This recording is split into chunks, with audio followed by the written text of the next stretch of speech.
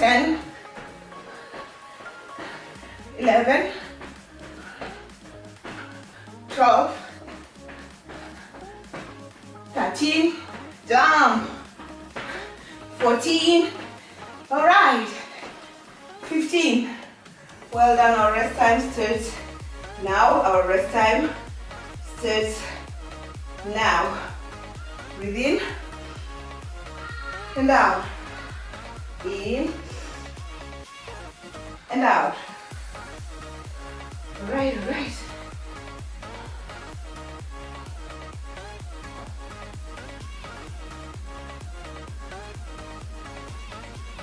Walk around, walk around, walk around. Our time's up. Our time's up. All right.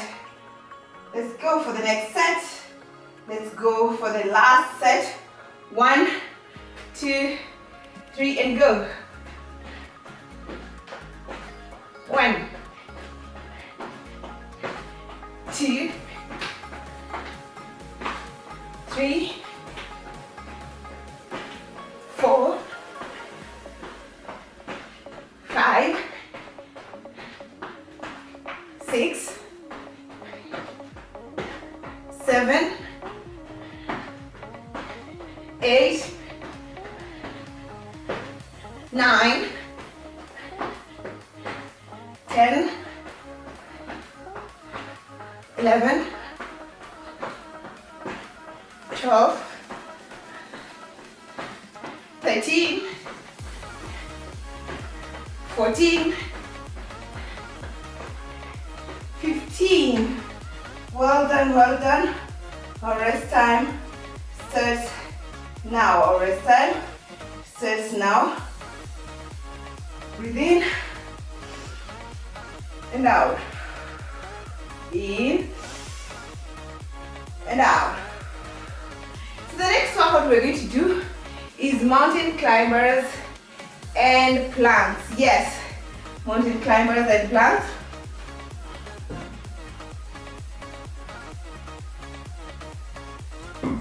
So we're going to do 30 seconds mountain climbers, 30 seconds plank, 30 seconds mountain climbers, and 30 seconds plank. So I'll just shift my timer down here, all right? And I'll demonstrate first of all mountain climbers. You do that. 1 foot. Let me demonstrate this way. That. The only reason I'm doing it facing this way is so that I'm not able to piece my mat. All right. So you can do it whichever way you're able to get space. We're going to do 30 seconds of that and 30 seconds of plank.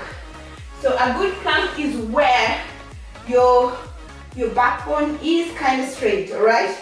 Which will put you in around this position there. Not doming too much, not sunken, but there. So make sure you hold your backbone alignment as parallel to the ground as possible and hold that core. We got 30 seconds to do that. So we're going to start with the mountain climbers. 1, 2, 3, and go.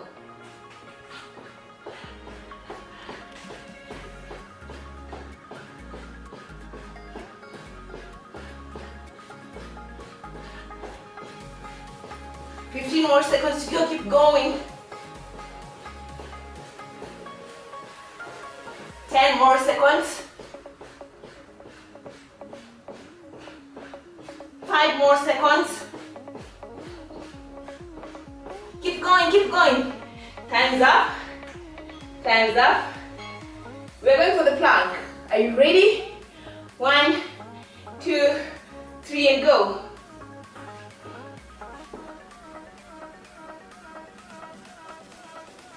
Hold it.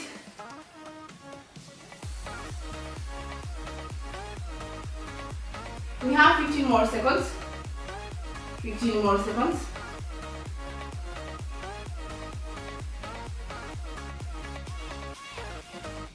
5 more seconds.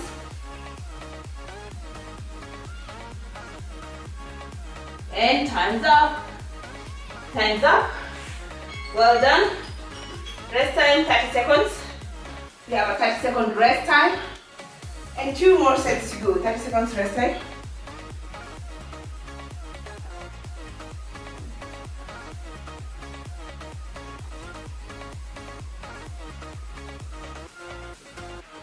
Walk around.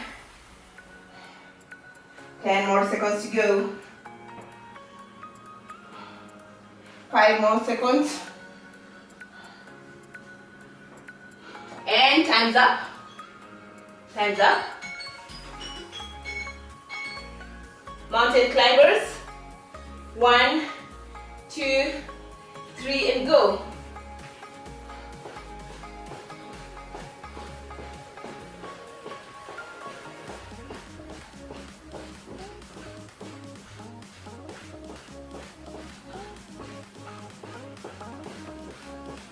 More seconds. Keep going, keep going, keep going. 5 more seconds.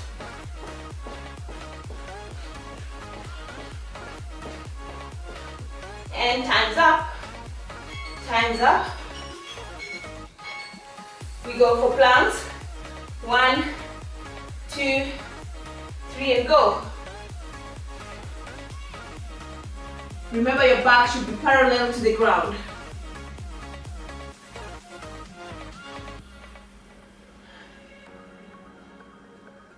Fifteen more seconds to go. 15 more seconds. 5 more seconds. 5 more seconds.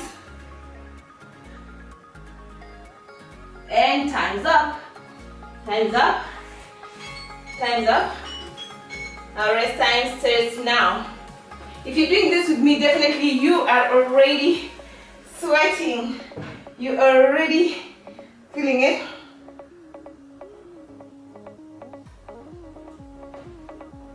Remember, do not feel limited by the timing we put here. You could as well do 40 seconds, 1 minute. Challenge yourself. If 30 seconds is too little, challenge yourself and just get something that is challenging for your body. If you've been doing this for 2 minutes, why not, you know? Time's up. Time's up. Let's go. Set number 3 and of course the last set. 1, 2, 3 and move.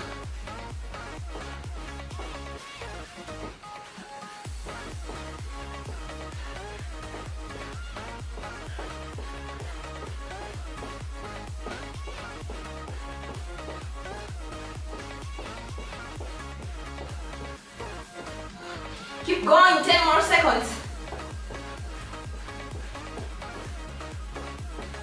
5 more. Keep going. And time's up.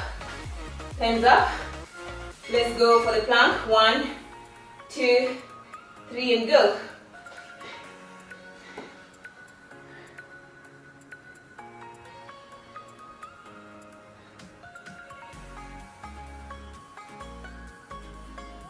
You have 15 more seconds left. 15 more seconds. Don't break. It's the last set, you gotta fight. 10 more seconds. 5 more seconds. And voila, you did it. You did it, you made it through that workout. You made it through that workout. Well done, well done. Now, what we're going to do next, yes, what we're going to do next, we're going to pick one of our water bottles, yes, and do some Russian twists, yes, for the obliques. We do some Russian twists for the obliques.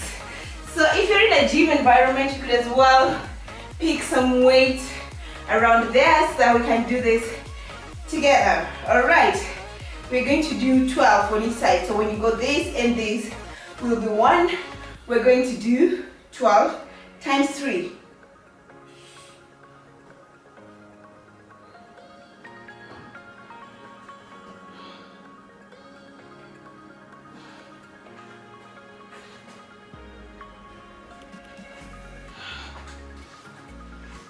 So when I mean Russian twist, we're we're going to do that, that. Nice and slow, because we are carrying weight. Remember the last time we did Russian twists? We basically didn't have much weight. Today we have quite a bit of weight, and this water bottle is bulky in itself. So I hope I won't be able to topple over. Let's do this together because, whew. Let's go. 1, 2, 3, lift your leg off the ground. 1, 2, 3, 4, 5, 6, 7, 8, 9,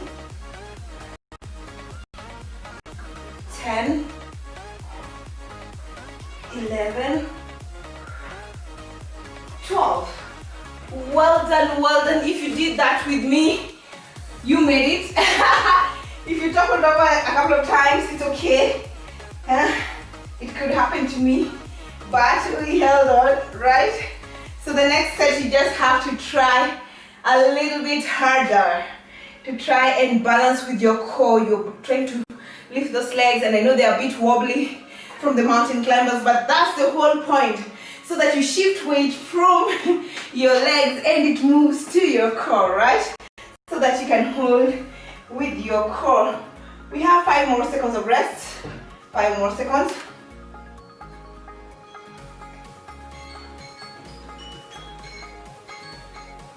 Time's up.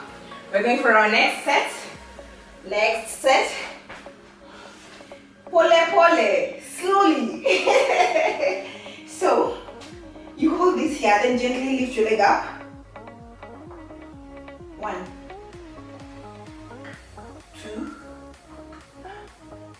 3, 4, 5, 6, 7, 8, 9, 10, 11, 12.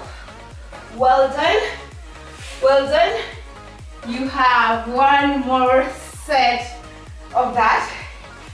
1 more set of trying just to balance using your core, your legs burning. I know, but it feels so good. I'm feeling like they're starting to get tighter down there. I don't know about you, but it's feeling like it's getting better. Yeah, it's getting tighter and tighter.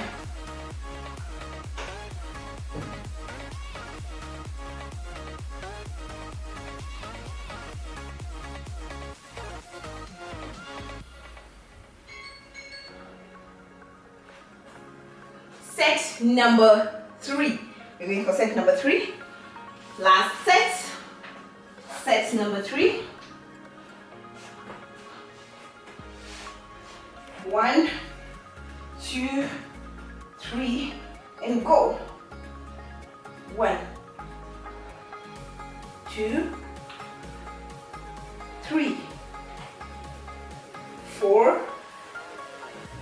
5, 6, 7, 8, 9, 10, 11, 12.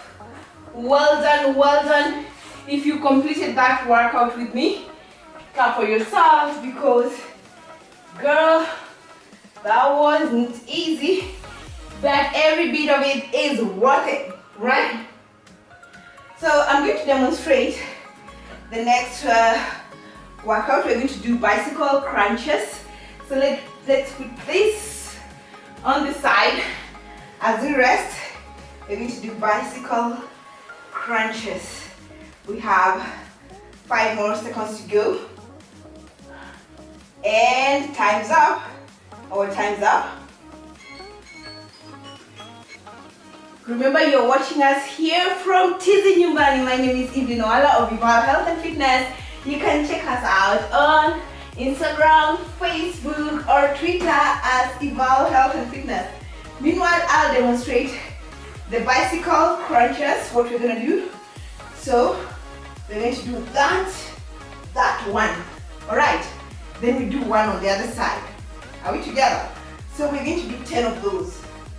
1, 2, 3, and go. 1, 2, 3, 4, 5, 6, 7, 8, 9, 10. The other leg. Let's go. You got this.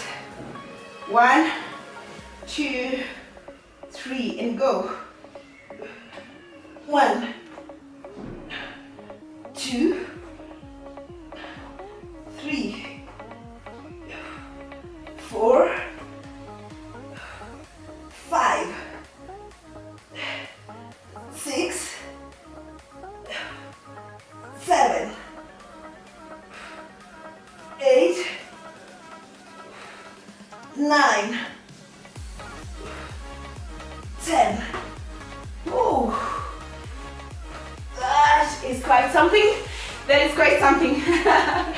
All right, our rest time starts now. I don't know if I'm the only one, but every time I work out my abs, I feel like there should be a mirror right in front of me because of the band that it feels. I mean, I want to see if I'm getting the abs in real time. But well, it is what it is. 1 rep at a time until we get there, right? Good.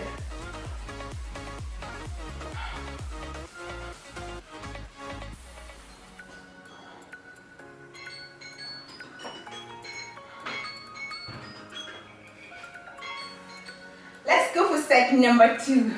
Are you ready? All right, back to the ground. There we go. Oh, right. Let's go. 1, 2, 3, and go. To the knee. 1, to the knee. 2, 3, 4, 5, 6, 7. Let's go. 8, 9, 10. Oh, we're doing 10. Let's go to the other leg. 1, 2, 3, and go. 1, 2, 3, 4, 5, 6, 7, 8, 9, 10. Whew. That's burning. It's burning, but I love it. I love the burn. Rest starting now. Our rest time starts now. All right. I don't know if you're feeling your abs, but I'm feeling I'm getting tighter.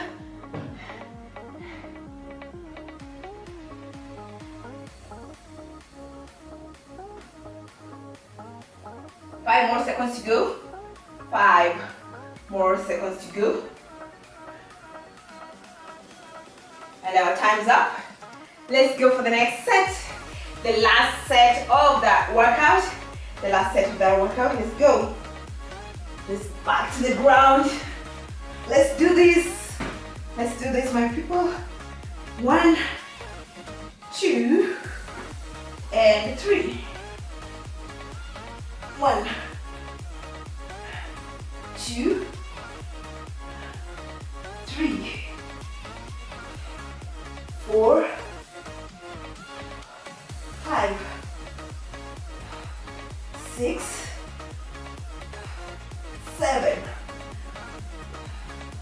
8, 9, 10. Nice. Let's go to the other leg. Are you ready? I know you are. You just don't want to admit it. Let's go. 1, 2, 3, and move. 1, 2, 3, 4, 5, 6, 7, 8, 9, 10. Well done, well done. If you did that with me, you did so well. You did so well with that. You did very, very well. All right.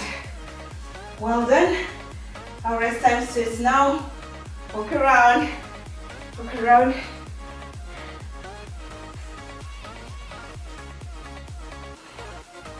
Walk around, walk around. We're going to do one set basically of the next workout for the obliques. One set of 20, 20. That will be our last workout for the day for our abs. So just pull a chair there or something to hold. It doesn't have to be a chair. So we're going to do side crunches. 1, 2, 3, and move. 1, 2, 3, 4, 5, 6, 7, 8, 9, 10, 11, 12, 13, 14, 15, 16, 17, 18, 19, 20. The other side, remember, it's just a single set, but you can do 3 sets if you can. It's just that we're running short of enough time to do it. Let's go. 1, 2, 3.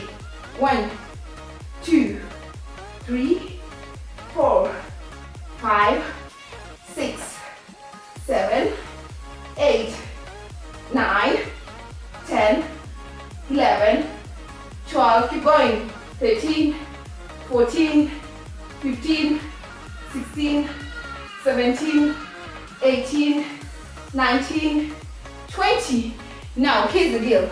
Run to the mirror. Go check if these babies are out. If they're not out, maybe you should do this often. Have a lovely day. My name is Evelyn Oala of Eval Health and Fitness, and thank you for joining us here on Tizi Nyumbani. We hit them abs. Have a lovely day until our next episode. Bye-bye.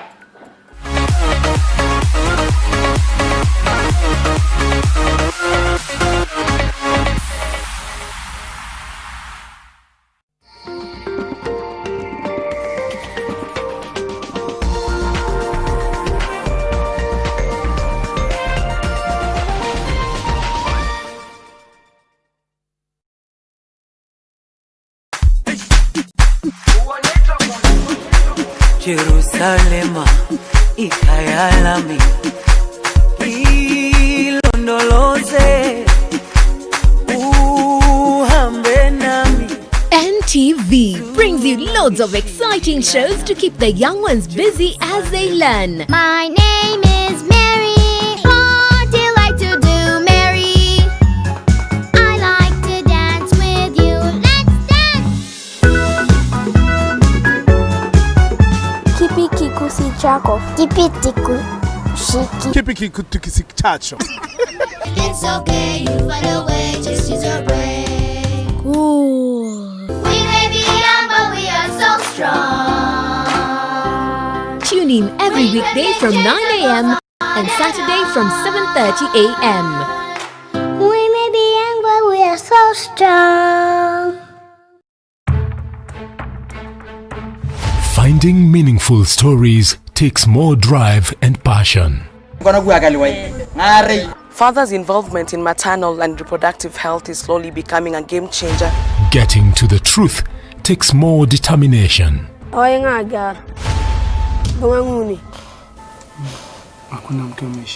Hakuna. Nilikuwa kilio changu ni watoto wanapata shida chakula. Lakini nimeona Kenya yetu watu wamenishika mkono. Finding real solutions takes more understanding. Shortage of teachers, lack of textbooks. Afadhali mtoto awe chini ya miti badala ya awe na chupa ya glue kwa mapua. And NTV investigates leads to impact. This building here has got its fair share of criminals. Who are these COVID billionaires? Corruption related to PPE, it's actually a murder. So these are patients with cerebral palsy. From what I saw being aired in NTV, it really broke my heart. NTV, stories that impact you. Oh yeah, angoni Papa Charles Papa bwana, nimejitwanga quarantine nikiwa na bibi na watoto ndani ya kesi yake. Kitoko tu tunalamba unga hapa tukirarua uji na mboka ninzike. Sasa shida ango ni kwamba last born rangu hamsambati. Hamelamba hand sanitizer yote bwana. Yote. Ati kwa sababu inakaa kama yogurt. Kwa kama ya findu vikholanga without your knowledge. Na ni juzi tu pia hamekula sapuni ati kwa sababu. To get last born by audio motivation, dial *811 *929#. Skiza Non-Nation. Taking stock of the Sandbox regulatory framework. Many have argued that it is a belated attempt by regulators such as CMA to try and catch up with the blockchain and crypto-backed assets. Can the Sandbox regulatory framework boost product innovation in Kenya's capital markets? We've been testing things to do with securities lending and borrowing platforms, for example, crowdfunding platforms. We are looking at tokenization of assets. In the next edition of Business Redefined, we have a conversation with the manager for corporate approvals at the Capital Markets Authority for a focus on this and more.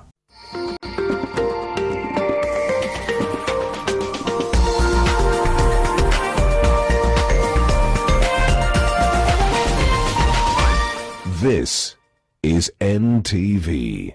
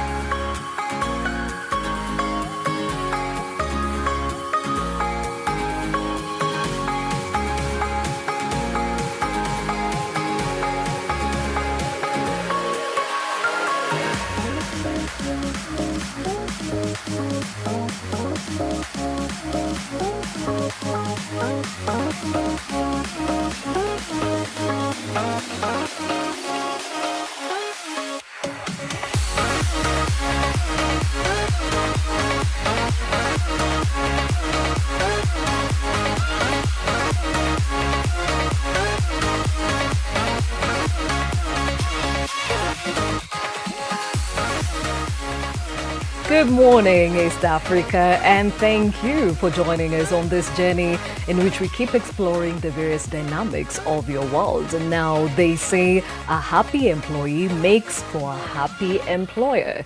Question is, are you happy at your place of work? Does your employer consider investing in employee welfare? Have you had to leave your employer due to lack of the same? Well, this morning we speak to stakeholders in the world of work and explore how best we can safeguard the well-being of employees. My name is Gladys Gachanja. Let's get down to business. What can employers do to cushion their employees and their businesses during the pandemic? We find out. Was this wrongful termination compensation more than meets the eye? We talk about that too.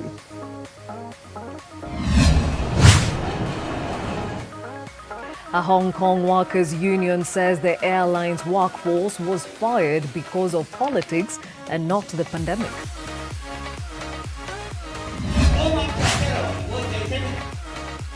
In India, the pandemic has forced children to go to work as the pandemic makes things worse.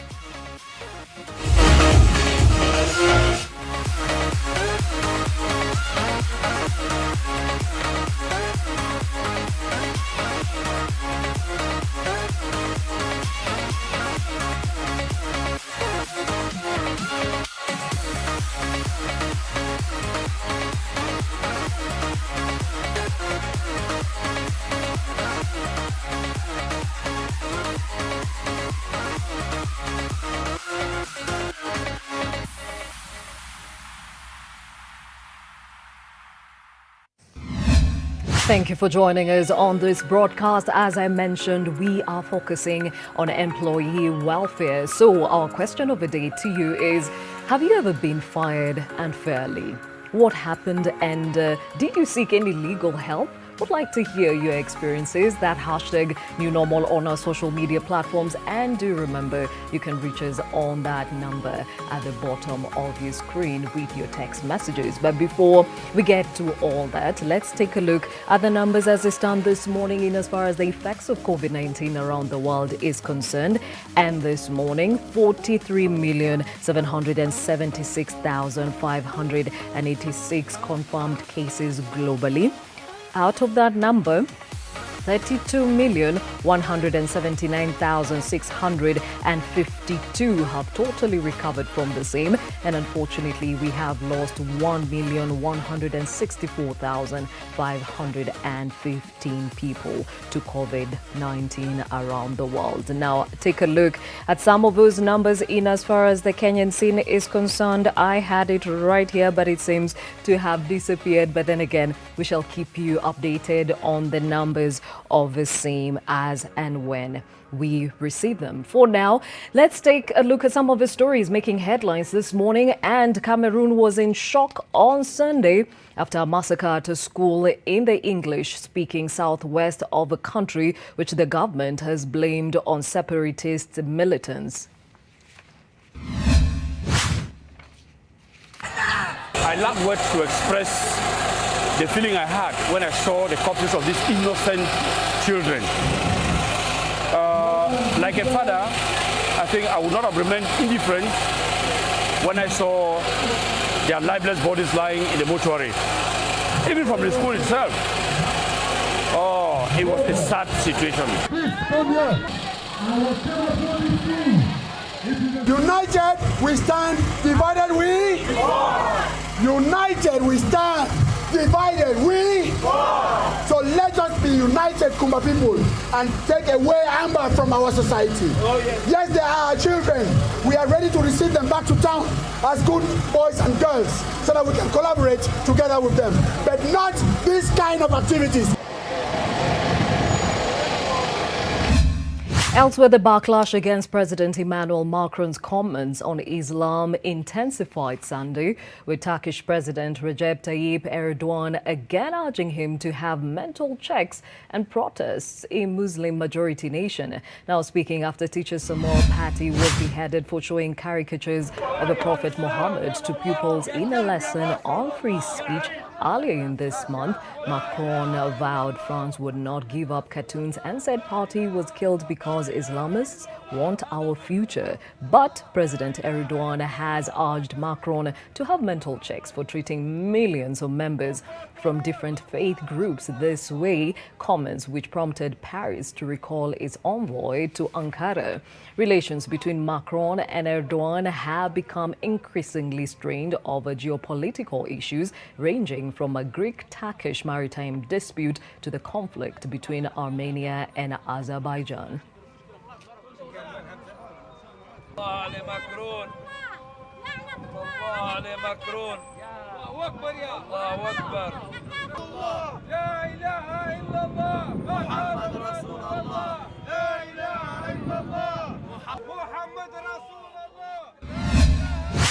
Now back in the continent, and supporters of a ruling Chama cha Mapinduzi, that is CCM party, gather in Zanzibar for their last rally ahead of presidential elections. And Zanzibar's President Ali Mohammed Shein is stepping down after serving 2 terms, and the ruling party candidate is Hussein Ali Hassan Mwinyi, son of former Tanzanian President Ali Hassan Mwinyi.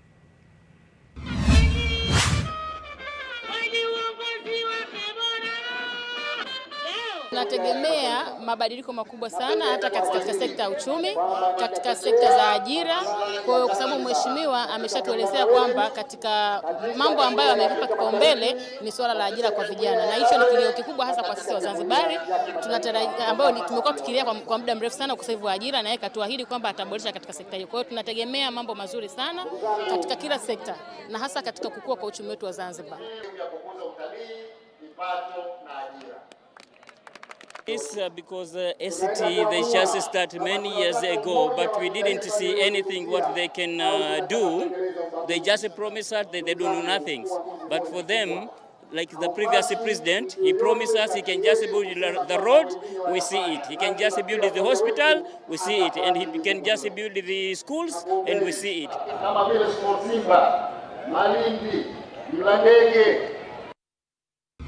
Several thousands of people ransack and loot a government food warehouse in the central Nigeria town of Jos as a wave of social unrest hits Africa's most populous country.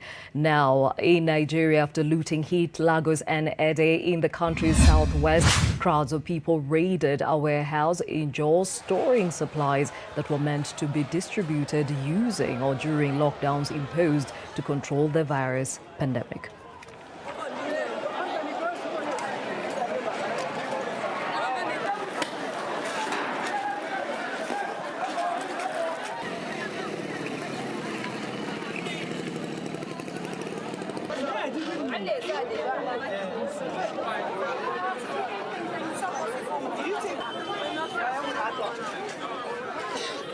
Now they corner here, go put here. People they there for hunger, and they lock us inside room. If we can see it here, it's clear. So these people don't use our head, tire. What is it,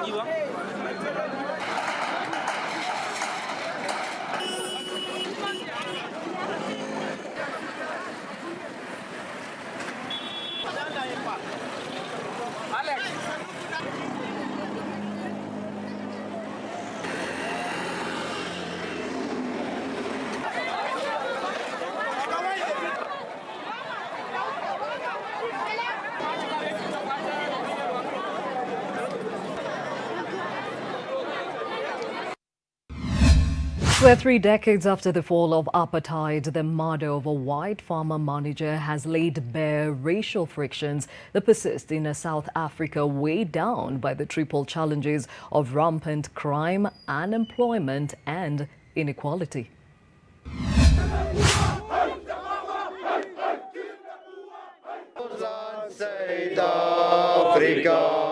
We are here because white arrogance displayed itself on this street. We were here to confront it toe to toe.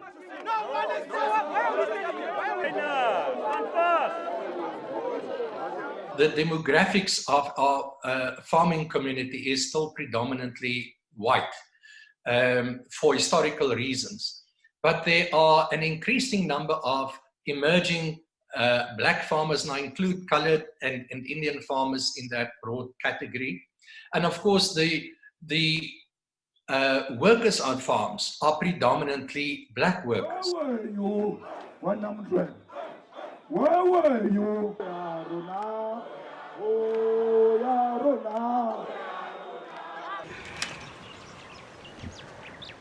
It's from bad to worse now at the moment, because now the killing sometimes, they kill you. They don't just take your sheep or your stock only. The killing is also there. The blood was here, and they pulled him with the rope, with that piece of black rope. He was fastened to this.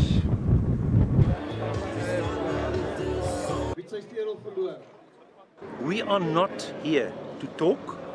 We are here to show physically enough is enough. We must always stay positive. Things will go better.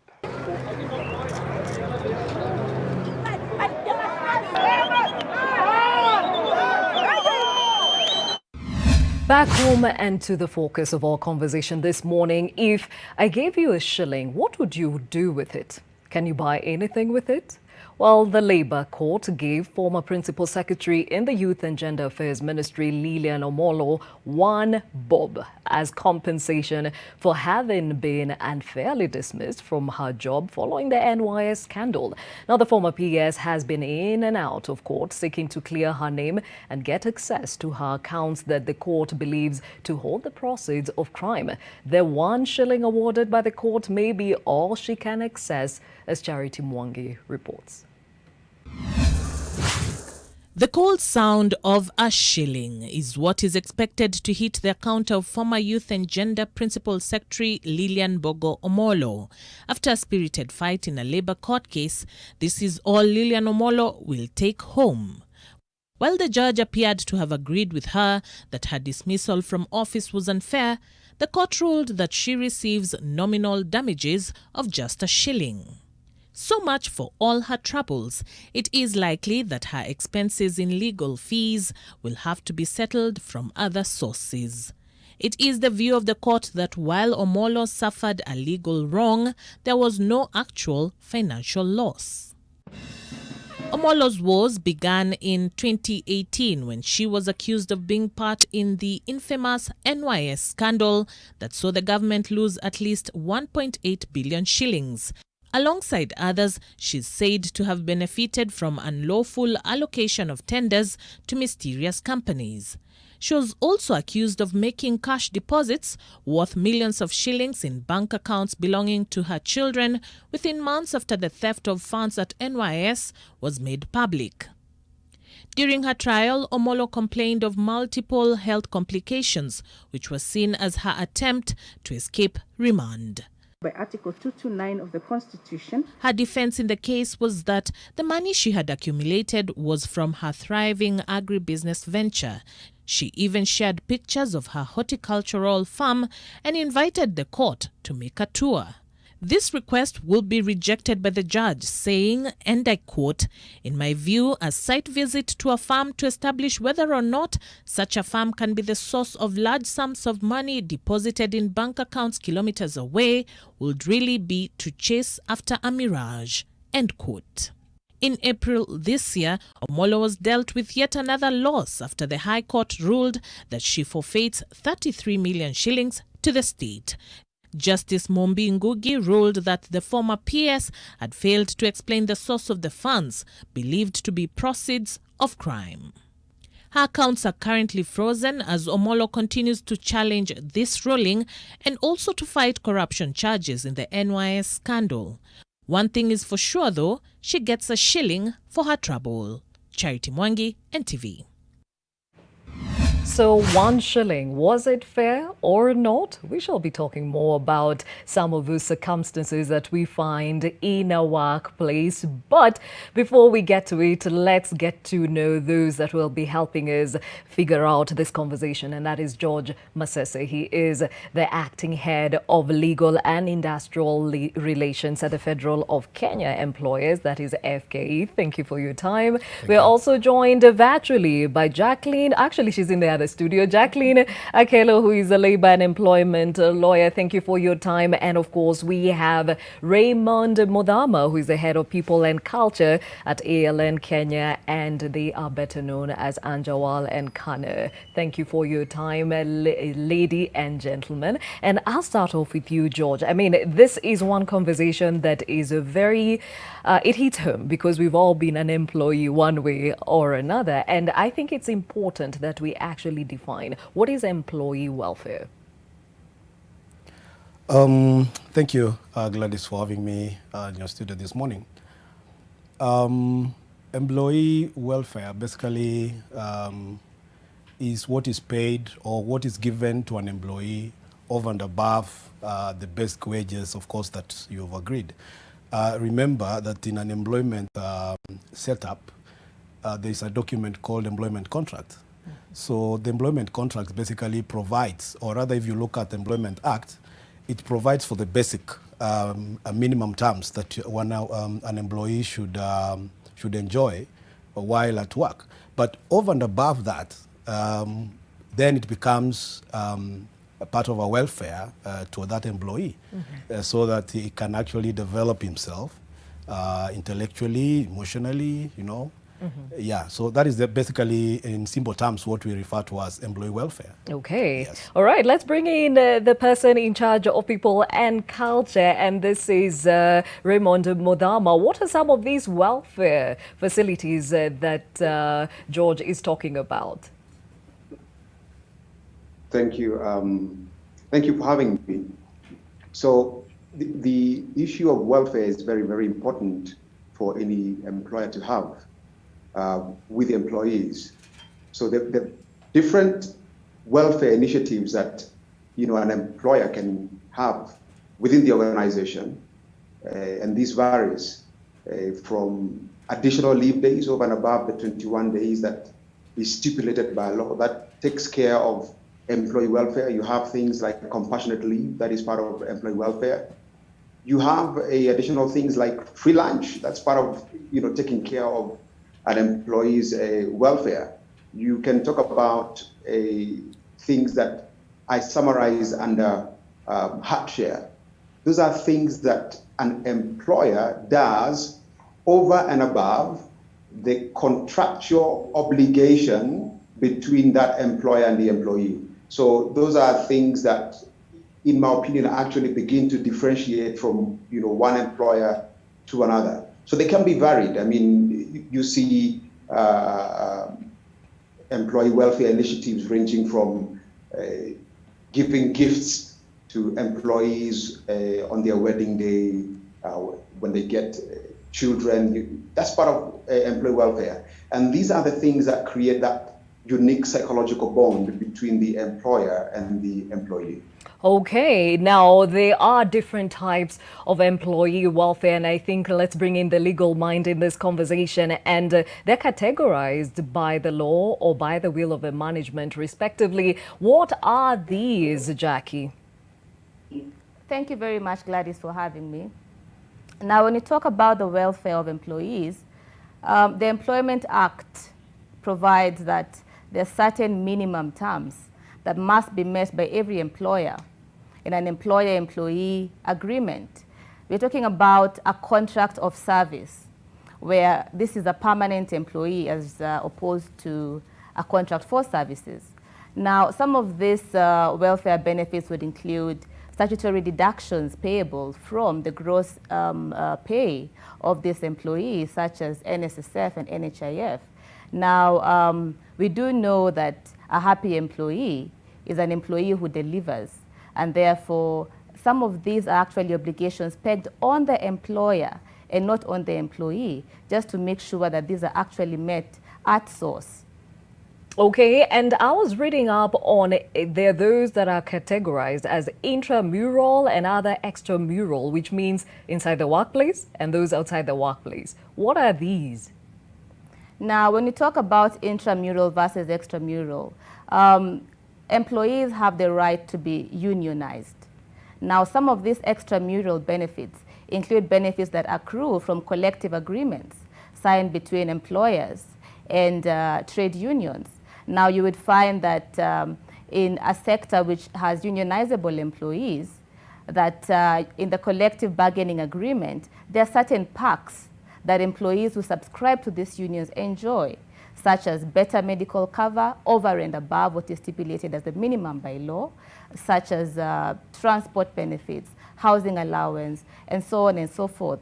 So those are outside of the workplace, outside of the actual contract between the employer and the employee. And internally, there are also certain perks that the employer can give the employee just to motivate them. You'd find that there are certain workplaces where the employers have pension schemes, for example, have circles for these employees. All these are aimed at the welfare of the employee. Okay, and seeing that the biggest beneficiary to a happy employee is actually the employer, and George, you represent the Federation, and I'm wondering, some of those benefits that you have seen out of a happy employee include? Thank you. I think let's make the conversation a little bit simpler for listeners or the people who are watching. The extramural and the intramural sometimes may be confusing to people because of the words. Yeah. So we have basically two types. If we want to look at it, we have the voluntary, let's start from there, and then we have the statutory. Then when we go to now those ones that can be provided inside, within the work environment, and those that can be provided but they affect the outside world. For example, maternity leaves, those are now outside the work environment. The internally, of course, we have employers, as my colleague has said, that who provide free lunch. For an employee, that is now the internal aspect of looking at it. So statutory, of course, there are legislations that are provided for certain welfare at workplace, starting from the Constitution, starting from the Work Injury Benefit Act. Look at the welfare in the Occupational Safety and Health, which is actually the mother act in terms of welfare. That's the starting, the foundation of the welfare activities for employers. And then you look at the Employment Act, what it provides in terms of those welfare. Then you say, what is this that employers are now giving over and above, and why? Because it depends, as my colleague has said, depends from one company to another or one sector to another. And you cannot expect, of course, terms to be the same.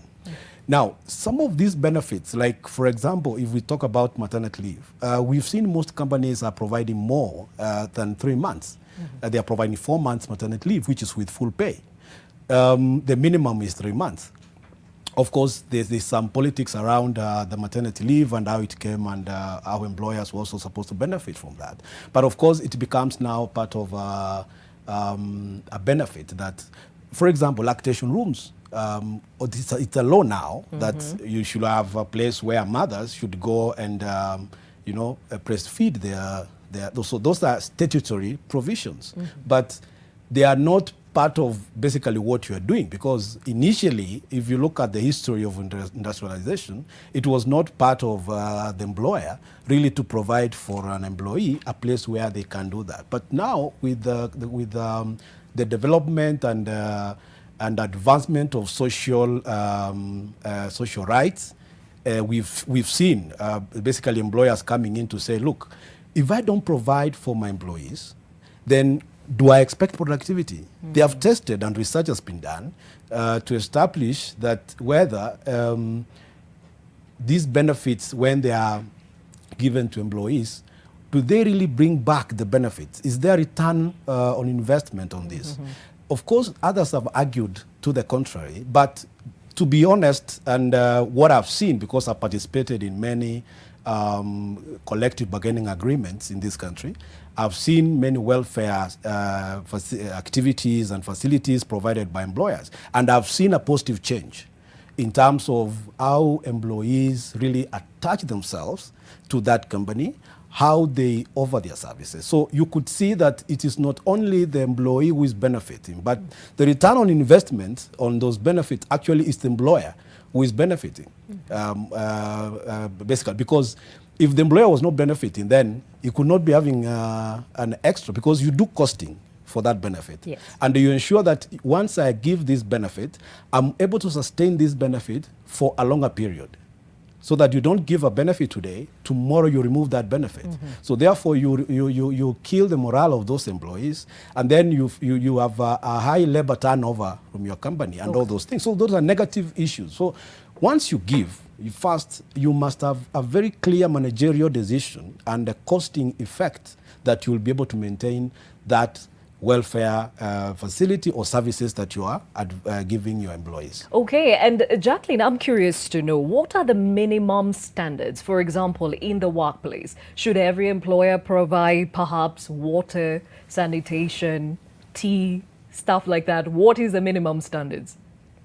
Thank you, Gladys. Now, when you talk about the minimum standards, then we have to look at the health of the employee. We have to look at the working conditions of the employee. Now, every employer in Kenya is mandated by the law to make sure that the workplace is safe from any hazardous effects that may be injurious to employees. If an employee is working at a factory, for instance, does this employee have a helmet? This employee have proper gloves and all that, masks and whatnot? So some of these are just the very basic requirements. What are these requirements that an employee needs to work properly, that employee needs to be able to deliver to the employer? The place has to have proper sanitation, the place has to be clean, the place has to have running water, the place has to have proper toilets. So hygiene and health are key in the minimum requirements by law. Okay, and Raymond, there are some companies, some that I know even in the media fraternity, that do not offer such basic amenities, and the employee has to go back to their pocket. If it is legally actually rubber stamped that these things should be there, then what should employees do in their capacity to ensure that they actually get the basic necessities? Thank you, Gladys. See, you raise an important thing here. And what I have seen in most organizations is employees are actually not conversant or aware with their rights and you know, some of the things that the employer should have in the organization. For example, it's interesting that an employee is actually supposed to provide water for an employee, but most employees don't know this. So number one, it's very, very important that where possible, the employer conforms with the regulation. Where that is not done, then it is important that employees are aware of what should be due to them. Now, the process of trying to lobby for some of these benefits is a different ballgame altogether, because employees must decide what is most important to them, and let's be realistic about it. Most organizations don't have these rooms, and employees know that. Most of the working mothers have to go to the car or to the parking, you know, in the afternoons, and that's the reality. So I think this is a clarion call for employers. Very, very important. At the very least, yes, I know there is a cost to conforming to some of these requirements, but it is important at the very least, because you're not dealing with, like we say, you're not dealing with just a resource. You're dealing with a human being. You're dealing with people.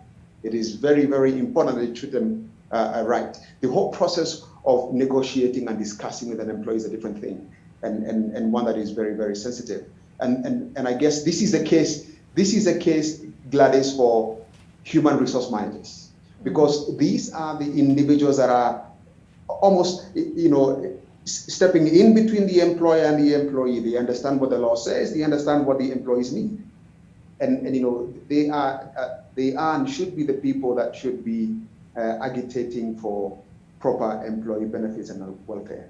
Okay, and speaking of which, there is a friend who had sent a question very early in the morning, and they asked me to ask you, Raymond, who is really the employer in the organization? Human resource or the guy who signs the check? They're asking who is the employer? Yes, who is really in charge of employees? Good question. The person who is really in charge of the employees is a gentleman signing or the lady signing the check. All right. Look, let's talk about the people agenda here, because I think indirectly that is what the person is asking. The people agenda is truly a leadership issue. Okay, any organization where the leadership doesn't understand or does not prioritize the people agenda will have a serious challenge when it comes to not just retaining, but even attracting good talent. Now, the reality of work is most of the people in the leadership positions don't have the capability sometimes to understand these intricacies of human relations and employee relations. And that is a case for the HR heads and HR officers and HR managers, because they understand this. They have been trained to better understand the employee-employer relationship. So at the very least, the HR heads or HR managers should be able to secure buy-in, very, very important. Present a case, compelling cases to the leadership team, so that you can make a strong case for the people agenda. This is actually a tango, Gladys. It's a tango between the leadership team and the HR heads in organizations. It's actually a tango. Okay, now let's apply this conversation to the current times we're living in, and we are all facing a pandemic. And the question is, what are some of those industrial conflicts that have emerged during this pandemic, George? Yes, we've had a lot of serious challenges, of course, in terms of managing the industrial relations during this time. And if you look at basically what the pandemic has done, is like it has disorganized the structures of, let's say, industrial relations, because nobody expected that this pandemic will come.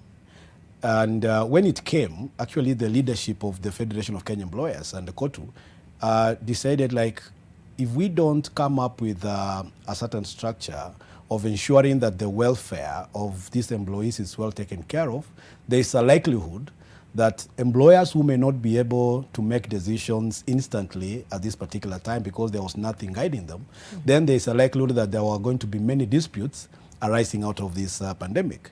But I can tell you for sure that if you go to the Ministry of Labor right now, you will see very minimal cases. What have we done?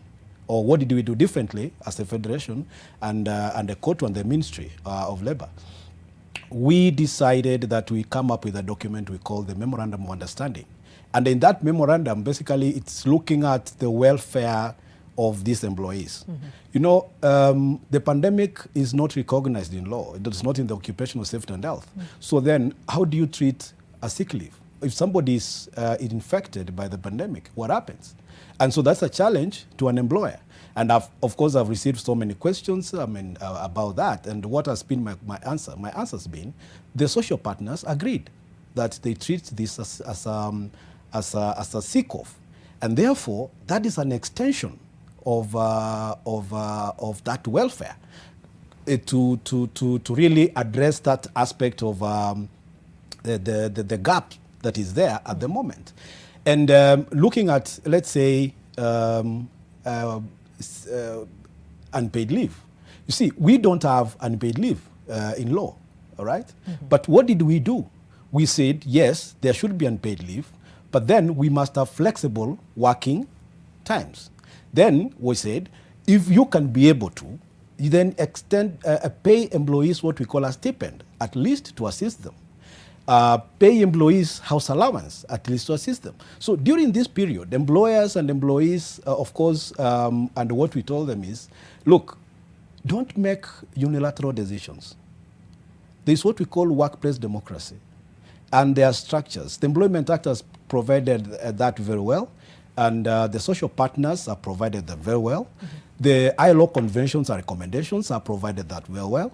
And therefore, what do you require? You can't take everything from an employee. You cannot take it away unilaterally if you have to take it. You have to discuss with an employee and ensure that employees are benefiting from this pandemic. For example, if we talk about maternity leave, you are on unpaid leave and you've gone to maternity or labor ward.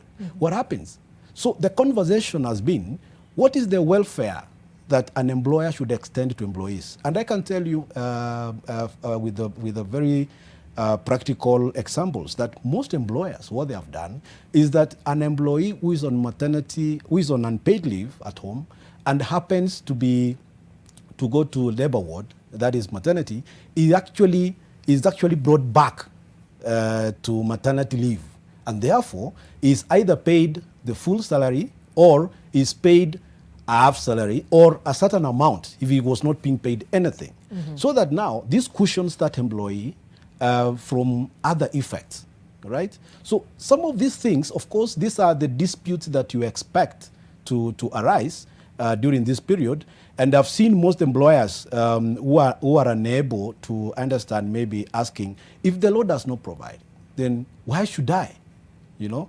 But then the question has been, can we preach the gospel of St. Paul to these people to understand that they are dealing with human beings and they are not dealing with objects? And therefore, most of them have understood that really these are the people we need after the pandemic, because you have used a lot of money to train them, right? And therefore, if you let them now go to the society and they become useless, when the pandemic is over, you need the same people. Or rather, it will be expensive for you as an employer because you have to re-employ, you have to retrain, you have to do. So extension of those benefits is basically to the benefit of an employer. Yes. Okay, let me bring in Jacqueline on this one. Even as we talk about the impact of the pandemic, all industries have seen the impact of redundancies and termination. So most organizations have fallen into very murky waters for not following laid down procedures. What should be considered by an employer before they lay off an employee? Thank you, Gladys. Now, our Employment Act provides a very detailed procedure. And we also need to be alive to the fact that there is the COVID pandemic, there are redundancies, and then there is insolvency of an employer. And a lot of employers during this time are tending to mix all of this up. They're saying there's no money coming in, and therefore you're redundant, and therefore you're either going to be on half pay or you're going to go home. So I'm going to talk about the three different things separately. So when it comes to the COVID pandemic, I mean, this is something that disrupted the economy, disrupted business as we all know it. And therefore, what we are seeing as the actions being taken by most of these employers are basically what I would call a knee-jerk reaction to mitigate these business losses. You'd find somebody saying, okay, you're going to work from home, and therefore you're going to take half pay. And just like my colleague George here said, all of these terms have to be discussed between the employer and the employee. They have to be by consent of the employee. A lot of employees do not know that for an employment contract to be varied, to be amended, then this has to be done by the consent of the employee. Now, the consent can be two ways. Number one is express consent. That means in writing. A variation of that employment contract is signed by both the employer and the employee. The second way can be by implication. When the employer tells an employee, you're going to be on half pay for the rest of this year because of the COVID pandemic, and the employee says, okay, fine, and continues working normally, there's nothing in writing that has been signed by both parties, that can also be construed as agreement. So these are some of the things that employees need to be aware of, that your consent matters. For a contract of employment to be varied, your consent matters. When it comes to redundancy, the Employment Act is very, very clear on that. And redundancy has to be looked at separately from mitigating the effects of COVID-19 on a business. You know, COVID-19 is a passing cloud, as we are led to believe. And therefore, these measures need to be temporary measures and not permanent solutions, because a lot of employers may be taking advantage of the COVID-19 pandemic to try and downsize their employees at the office, their team, to try and go from full pay to half pay, so that becomes therefore the law going on because they want to make an extra profit. And these are some of these unfair labor practices. So the employee needs to know that your consent is key. When it comes to redundancy, it's a separate thing altogether. The employer has to give reasons. Redundancy is basically explained as the services offered by this employee have now become superfluous. They are no longer needed. they're in excess of the need of the company. And therefore, the employer has to be able to demonstrate, even if there's a selection of these employees who are to be declared redundant in phases, that you have to start with the ones who are of the least value to the employer, and you finish with the ones who are of the most value to the employer. That makes sense. So an employer has to give all these reasons, has to demonstrate that this employee is actually redundant. When it comes to insolvency, that is provided by the Act. So an employer cannot claim that, look, we are now insolvent, therefore we cannot pay you. Go home. No. That, according to me, is unfair termination, because insolvency has been provided for by the Act. The employers know what to do in a case of insolvency, and the Employment Act takes care of the employees in case of an insolvency by the employer. All right, well explained there. I hope even as you watch and listen in on this conversation that you can talk to us if you have any questions in as far as employee welfare is concerned. And remember, our question of the day to you is, have you ever been fired unfairly? What happened? And did you seek legal redress? Talk to us. That hashtag new normal. And Raymond, even as we think about redundancies, insolvency, and of course, the impact of COVID-19 and most of the companies having to let go of a huge part of their workforce, should the employer be obligated to look at the circumstances of each employer before they make this decision? It's a good question, Gladys. According to the interesting statistics, according to the Employment, Labor and Relations Court, the statistics show that the two reasons that we have most disputes in court is, one, the certainty of underlying circumstances behind redundancies. That's one. And two, the procedural unfairness. So these are two things that are causing the most disputes between employers and employees. Very, very important. So what does this mean? Before an employer decides to lay off or to declare redundancies, that should be the last resort. You should exhaust everything else. And I'm very pleased to hear my co-panelists, George, and what Jack is also raising here, talk about, think about unpaid leave, think about pay cuts before you think of declaring redundancies. And the reason for that, if you look at the developing economies, Gladys, when you think about laying off an individual, this is not just about them. The family setup in developing countries, Kenya included, is that you most likely will have an employee who is taking care of a sibling here and there, a sister. So you're not just dealing with an individual, you're dealing with families, you're dealing with livelihoods. So it needs to be very, very well thought. Now, the most common pitfalls that I've seen is, one, because it is a difficult process both ways, most employers are afraid to communicate well and to communicate in good time. The law provides the procedure that should be followed. And I can just give a quick overview here. If you're planning to declare redundancy, it is important. Meet the employee or employees getting affected. Have a conversation. It can be an informal conversation.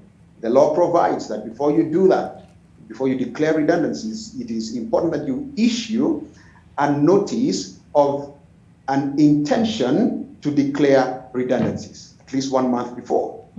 Then have a conversation with a staff member. And in here, you can talk, you can discuss or think about trainings. Let the employee understand why you have to declare the redundancy. So it's a convivial process. It has got to be done in consultation. It's very interesting that the law, I believe Section 10, provides the need for consultation, but does not provide the need for consent when you're varying an employee's terms. However, case law, if you look at case law has almost led us to believe that you must seek consent. So it is very, very important. So the law is actually indirectly saying, hey, let the process be as humane as possible. Okay. And I know the employers are caught between the rock and a hard place, especially in this pandemic. But Yes. George, should employers think about ways to cushion their employees, especially in cases of inevitable job cuts or job losses? Because there are those companies that now feel, okay, fine, this I'm beyond, help. I have to lay off. Yes, I think the issue is that the pandemic is not a reason for an employer to declare employees redundant. It's not, and that has been very clear from the beginning. And that conversation, I think, all stakeholders have agreed on that. What the pandemic is done is that it has made the environment so volatile that the business cannot thrive. You see, some of the sectors, for example, the hospitality, they closed down their businesses. And, it was abrupt because in March, when the president announced that, when the first case actually was announced and the president had to put measures, it was very abrupt. And then you could see that there were no international visitors coming in, there were no tourists coming in, and the whole world actually was closed down. And the hotel industry really came to a standstill. So what then do you expect an employer to do? And if you say that employer maybe to say, I want to cut down employees by maybe through the redundancy, redundancy is very expensive, and you must have money for you to do that. So it was not an option. And then secondly, is this something that is going to stay with us forever? No, scientists are working around the clock to ensure that we have a vaccine. So after that, then what happens? Because when you want to say you want to declare employees redundant, maybe some positions redundant, we don't declare employees redundant, of course. So those positions you are declaring redundant, there must be a reason for declaring those positions redundant. Now, employers have opted for a different option and have opted for a different route. The different route is that of ensuring that they cushion their employees against the effect of COVID-19. What are some of these things that employers have done? For example, as I had said earlier, and I think I want to repeat again, is that we have seen employers giving stipends to employees who are at home, right? We have seen employers coming up with the flex time, of course, the way employees are working. So you find like employees are working maybe like 2 weeks a month, or so it means they have to do all sorts of, they have come up with all sorts of programs to ensure that every person has food on the table. We have also extended the social protection aspects. For example, you are not working, but we have to ensure that we have your NHIF active, NSSF active. So if you are sick, you have an NHIF card, still you can still access medical services. Some of those things have been done by the employers. And of course, not only the employer, of course, even the government is an employer. And I had you ask the question, who is an employer? And maybe we'll come to that later. So you see, basically, when we talk about employee welfare, of course, talking about industrial relations and all that, you don't think of the legal way as such. Don't come and say legally this is what is. Industrial relations does not. It's beyond. It's looking at, like my colleague was saying, looking at the person from a humane way. So when you do all this and all this that employers have done, of course, to cushion employees during this period, there's no statutory provision for that.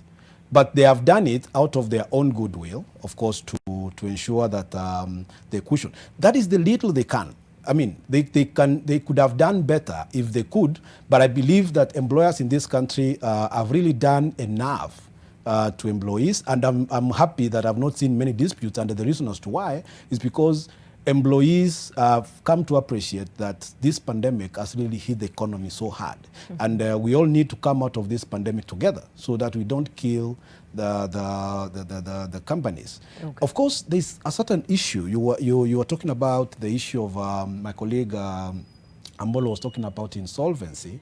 Of course, many companies during this period have gone insolvent.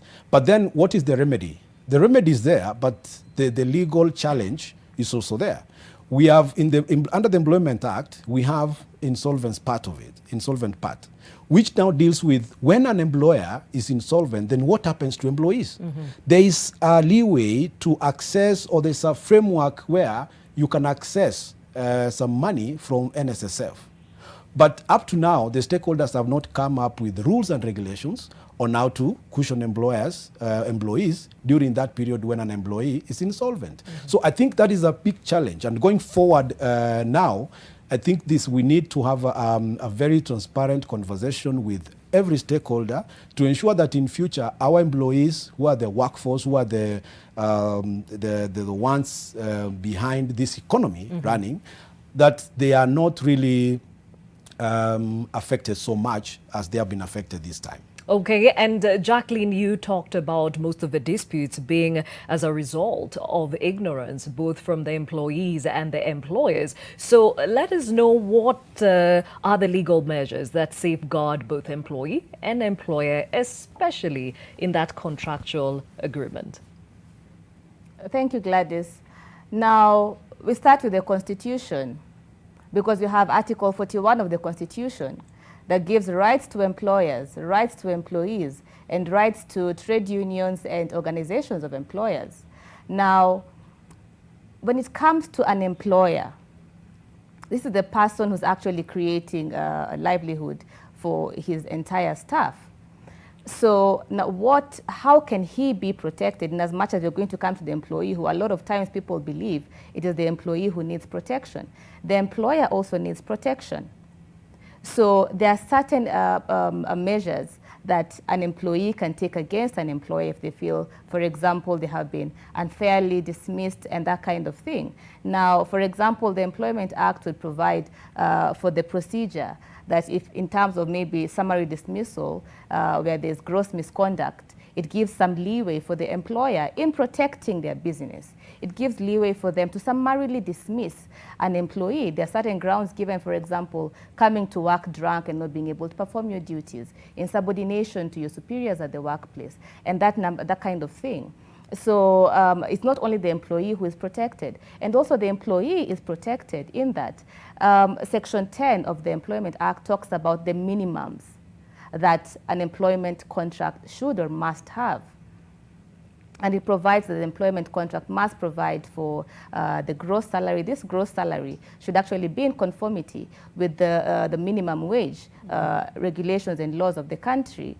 Apart from this gross salary, which is in conformity with the minimum wage bill, then you also have to look at the health of the employee. Now, is there a health scheme under which the employee is? The Employment Act provides that there has to be an insurance scheme or a health scheme for these employees, so that when the employee falls sick, they're able to go get medical attention, bounce back on their feet, and come back and work. So these are just some of the minimums that are provided by our Act, that are provided by the International Labour Organization treaties and conventions. So there are a number of them, and these are all provided by the Employment Act and by regional international statute. Okay, and before we take that short break, of course, we all saw that story of the former PS, Lilian Omolo, who was actually given literally a shilling when she pursued that case of unfair dismissal. Was that fair according to your legal standing, Jackie? Now, that's a very sensitive question. Thank you, Gladys. Now, I believe the court looks at many factors before it delivers judgment. One of the factors is there was a case in court, a corruption matter. So the employment matter is not independent of the history of this entire case. There was a matter of benefiting from proceeds of crime. Mm-hmm. And therefore, I believe the court looked at all of these issues because we've got a very progressive constitution, Gladys. A constitution which upholds integrity at the workplace, which upholds integrity of public officers. And the person you're talking about here was a public officer. And therefore, the court has the duty to make a declaration as to whether termination was unfair or fair. And the court did that. It made the declaration that indeed the termination of Lilian Omolo may not have been 100% procedural. But in the same breath, any consideration in law is good consideration, looking at all the factors. And therefore, giving the 1 shilling, according to me, was just for the law, for the courts to say, look, we are going by the law, and we are actually compensating this person, because even 1 shilling is compensation. But hey, let us not forget that this person may have been found guilty of benefiting from proceeds of crime. So therefore, when you talk about public resources, we do not want our courts to keep giving public resources to people who may have been implicated in graft, may have been found guilty in graft proceedings. We hear you, and we shall leave it at that, saying that it's still in court. And at this point, we take a short break, but I hear you're talking to us using that hashtag new normal, even as we seek to understand if you've ever been dismissed unfairly and what the circumstances were. If we can have some of that feedback on. Kali Lean says, yes, I was. I never sought legal help. Kali, I would want to understand why.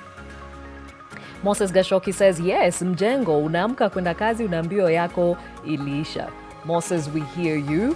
Rashid says, yeah, these things are normal. We are always aware of them. I had to accept, and now I'm my own boss. I don't depend on someone to pay me salaries.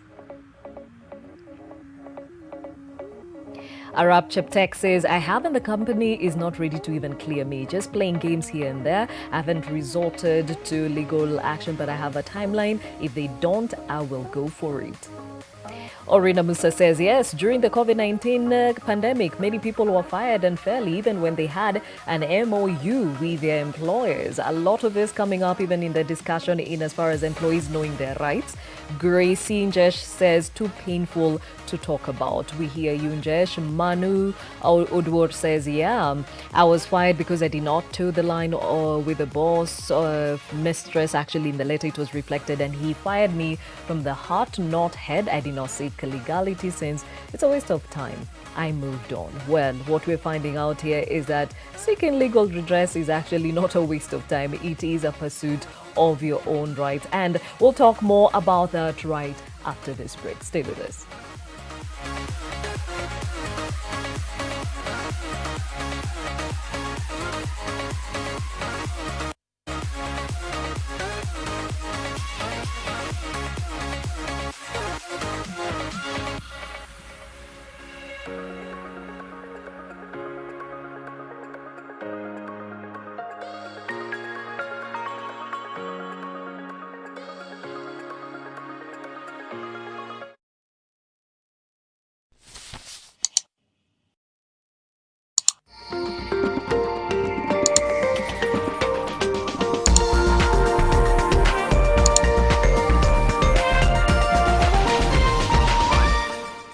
Anachikile shop iko pale hivi ya M-Pesa.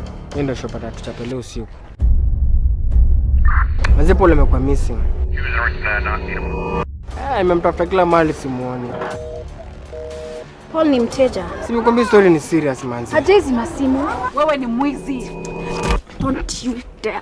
After Kenya nimekuona ukifanya na ule mwanaume, I think na qualify pia kukuita cheat. But kuhusu kutoambia Richard sioni kantaweza. Kama unataka mbo chako anyamaze, lazima nyamazishwe. Okay, tutamnyamazishaje? Joy, this is Paul. The procedure of reporting assets to Unclaimed Financial Assets Authority. Write an email to holders@ufaa.go.ke to request your profile to be created. Unclaimed Financial Assets Authority. Receive, safeguard, reunite. Linda Assistia Mita na Absa, the official banking partner of the EPL in Africa. Stand a chance to win 1 million Kenya shillings every month when you deposit into your Absa personal or business account. That's Absa. That's Africanacity.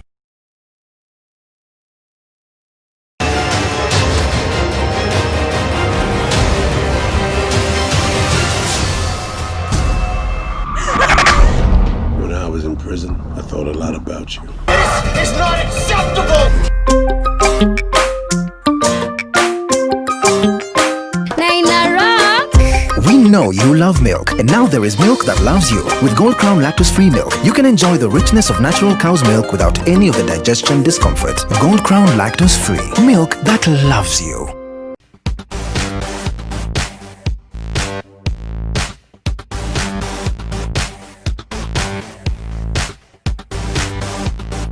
Washing is not equal to cleaning.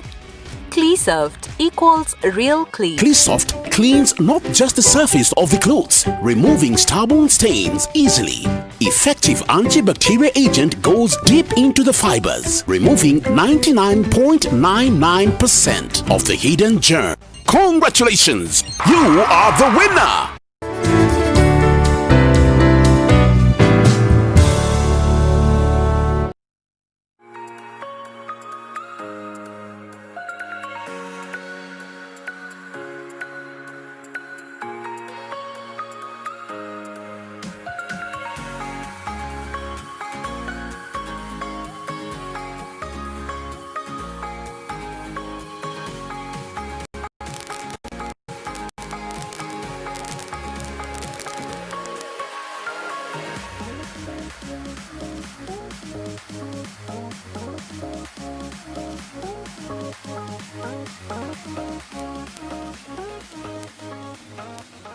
Thank you for staying with Your World. My name is Gladys Gachanja. Today we're focusing on employee welfare. Still with me, George Masese, Acting Head of Legal and Industrial Relation at FKE, Jacqueline Akello, who is a Labor and Employment lawyer, Raymond Mudhama, who is the Head of People and Culture at ALN Kenya. Thank you for staying with us. And at this point, Raymond, does an employer have a moral obligation of our former employee who is facing extreme hard economic times? Well, good question. Moral obligation, yes. Yes. Why do I say this? Forward-thinking organizations have a relationship with employees even after that relationship ends. Whether it ends out of a redundancy or it ends because an employee has resigned and looked for an opportunity or sought an opportunity elsewhere.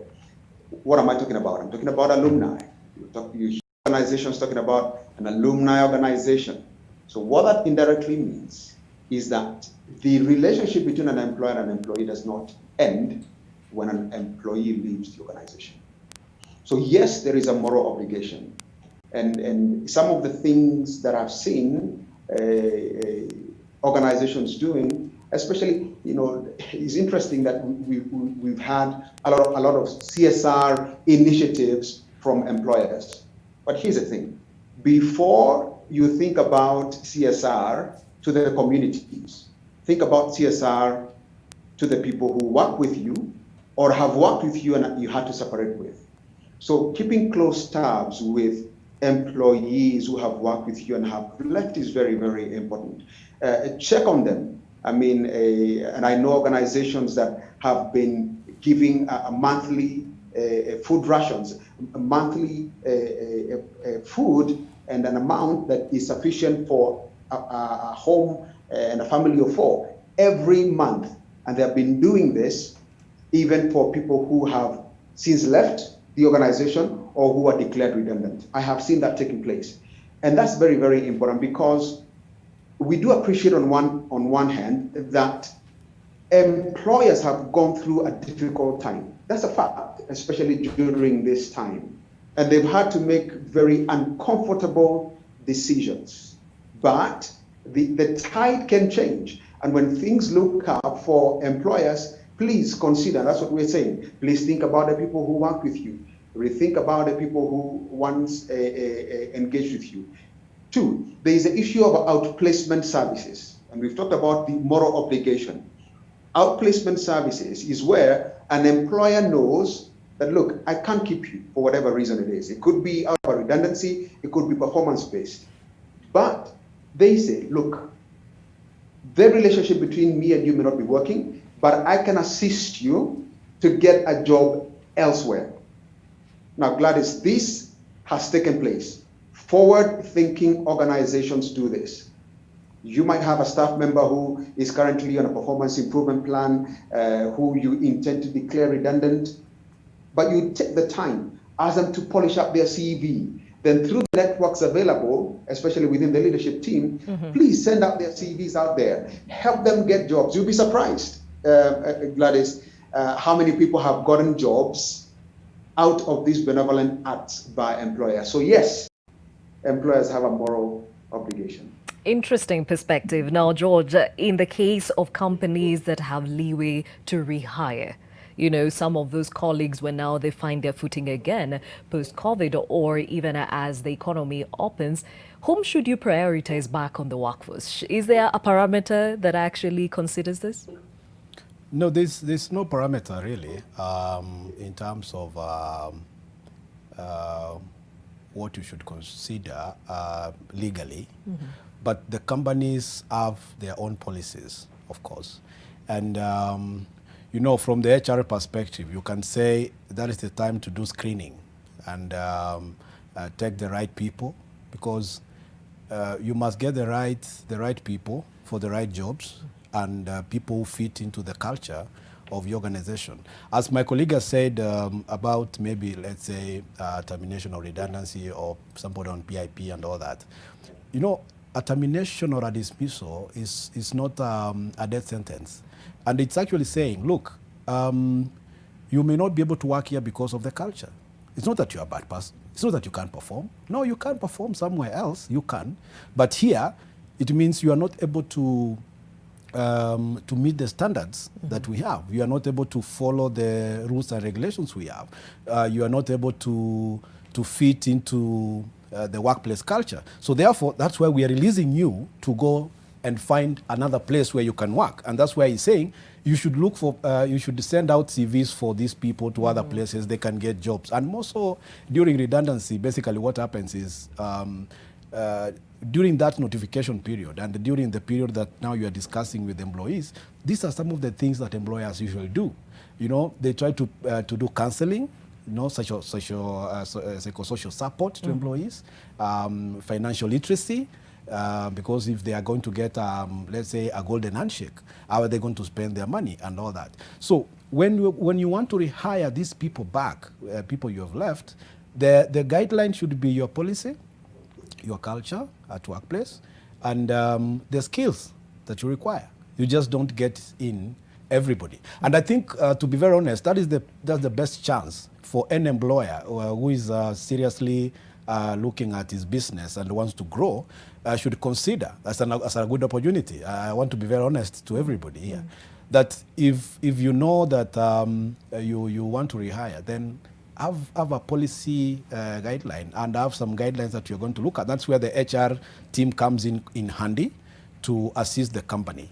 Yes. And Jacqueline, definitely there are some disputes that have occurred or come up during this pandemic, and even as the year wears on, there's some companies that will still be shedding. The question is, what are some other dispute resolution options out there apart from going to court for both employer and employee? Thank you, Gladys. Now, we have labor officers in Kenya. And this office is provided for by the Act, the Employment Act.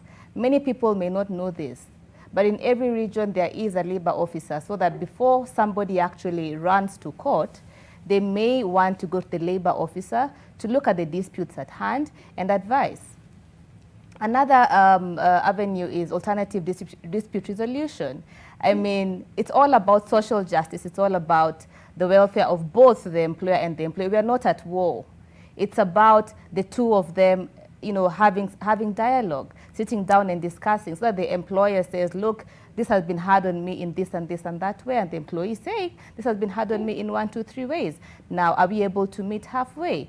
If there's a trade union involved, can that trade union, the officials, be called upon to help looking at this dispute before it goes to court? Because, I mean, our constitution right now allows for anybody and everybody to go to court, and the Employment and Labor Relations Court has jurisdiction. However, before one actually goes to court, it is good for them to consider, number one, amicably settling the issue. It's just about dialogue. And number two, it's going to the labor office before you actually go to court. And if you notice, some of the feedback we carried earlier on before we took a break, most people do not pursue legal redress because of the expense of the same. So are you saying these other options are probably cheaper and more accessible to many? Thank you, Gladys. That's a very good question. And that might actually be a myth, because even when it comes to provision of legal services, there are two aspects to it. There is the legal fee paid to the lawyer. There's also the filing costs in court. Now, the way the Employment and Labor Relation Court fees are actually structured are so as to enable the common mananchi to accept these facilities. And also, you don't even have to go through a lawyer. Of course, there are benefits of going through a lawyer, because this lawyer knows what they're doing. They have been doing this for some time, and they're able to advise you in accordance with the latest jurisdiction of the courts. But if you look at the filing fees, for example, that is just one aspect of the Employment and Labor Relations Court, they are substantially lower than filing fees in other courts. This is just to help or enable employees actually benefit from the services of the court. And also when it comes to the lawyer, it's all about discussing these fees. Nothing is cast in stone. Because just as I said, nobody is at war here. It's all about the discussion. Many people out there may think once you go to a lawyer's office, you're going to be asked for huge astronomical sums of money before even anything is done. That is not necessarily the case. It's about going to this lawyer, discussing your matter. Many times I and even other lawyers in the country have taken on pro bono work. Pro bono basically means we do not charge legal fees.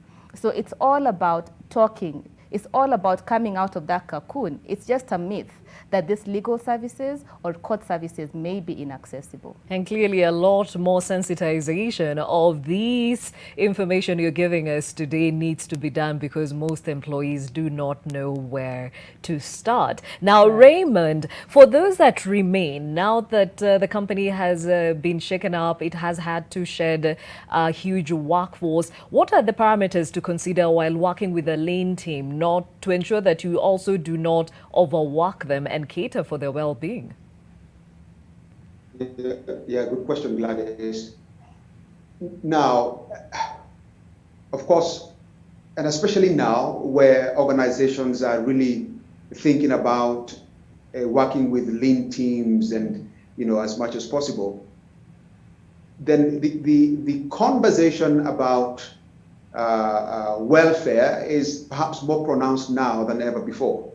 So an employer needs to think about things like flex or flexible work arrangements, where you either have a 4-day work week, for example, and you have the 5th day as a resting day. Think about recognition opportunities. Very, very, very important that employers come up with clear recognition platforms and initiatives for the employees. What am I talking about here? There's what we call duvet days. For example, if your team members have worked really hard for a couple of days, nothing stops an employer from giving them 2 days off, for example, an afternoon off as a duvet day. Go home, don't answer mails, go home and relax. And that is not a leave day. It is not a leave day. Some of the things we call duvet days. The training opportunities, especially now that virtual trainings are prevalent more than ever before, give your employees an opportunity to upskill them, make them better. The need for also employers to create a stronger bond with their employees is very, very important. Get to know what your staff members are going through. Your focus groups are very, very important. Engagement opportunities. When we talk about welfare, what is happening in your employees' world? Celebrate birthdays. These things are important. They may not cost you much, but they mean a lot. When a staff member gets a baby, celebrate. Send an email to all your staff and say, hey, you know what? We have a new addition to our family in X and X organization. Commend them. Send them a bouquet of flowers. It's going to cost you 2,500 shillings. It's going to matter a lot to them. Send them diapers. It may cost you 5,000. It matters a lot. Take time. Write a letter. Get a card. It's 200 shillings. Have every team member sign on it. These are the little things, and this is what we call heart share, Gladys. Heart share. These are the things that really matter. And these are the things that create a psychological bond between employers and employees. Oh. It is not enough, like we say, to pay your people well. It is not enough.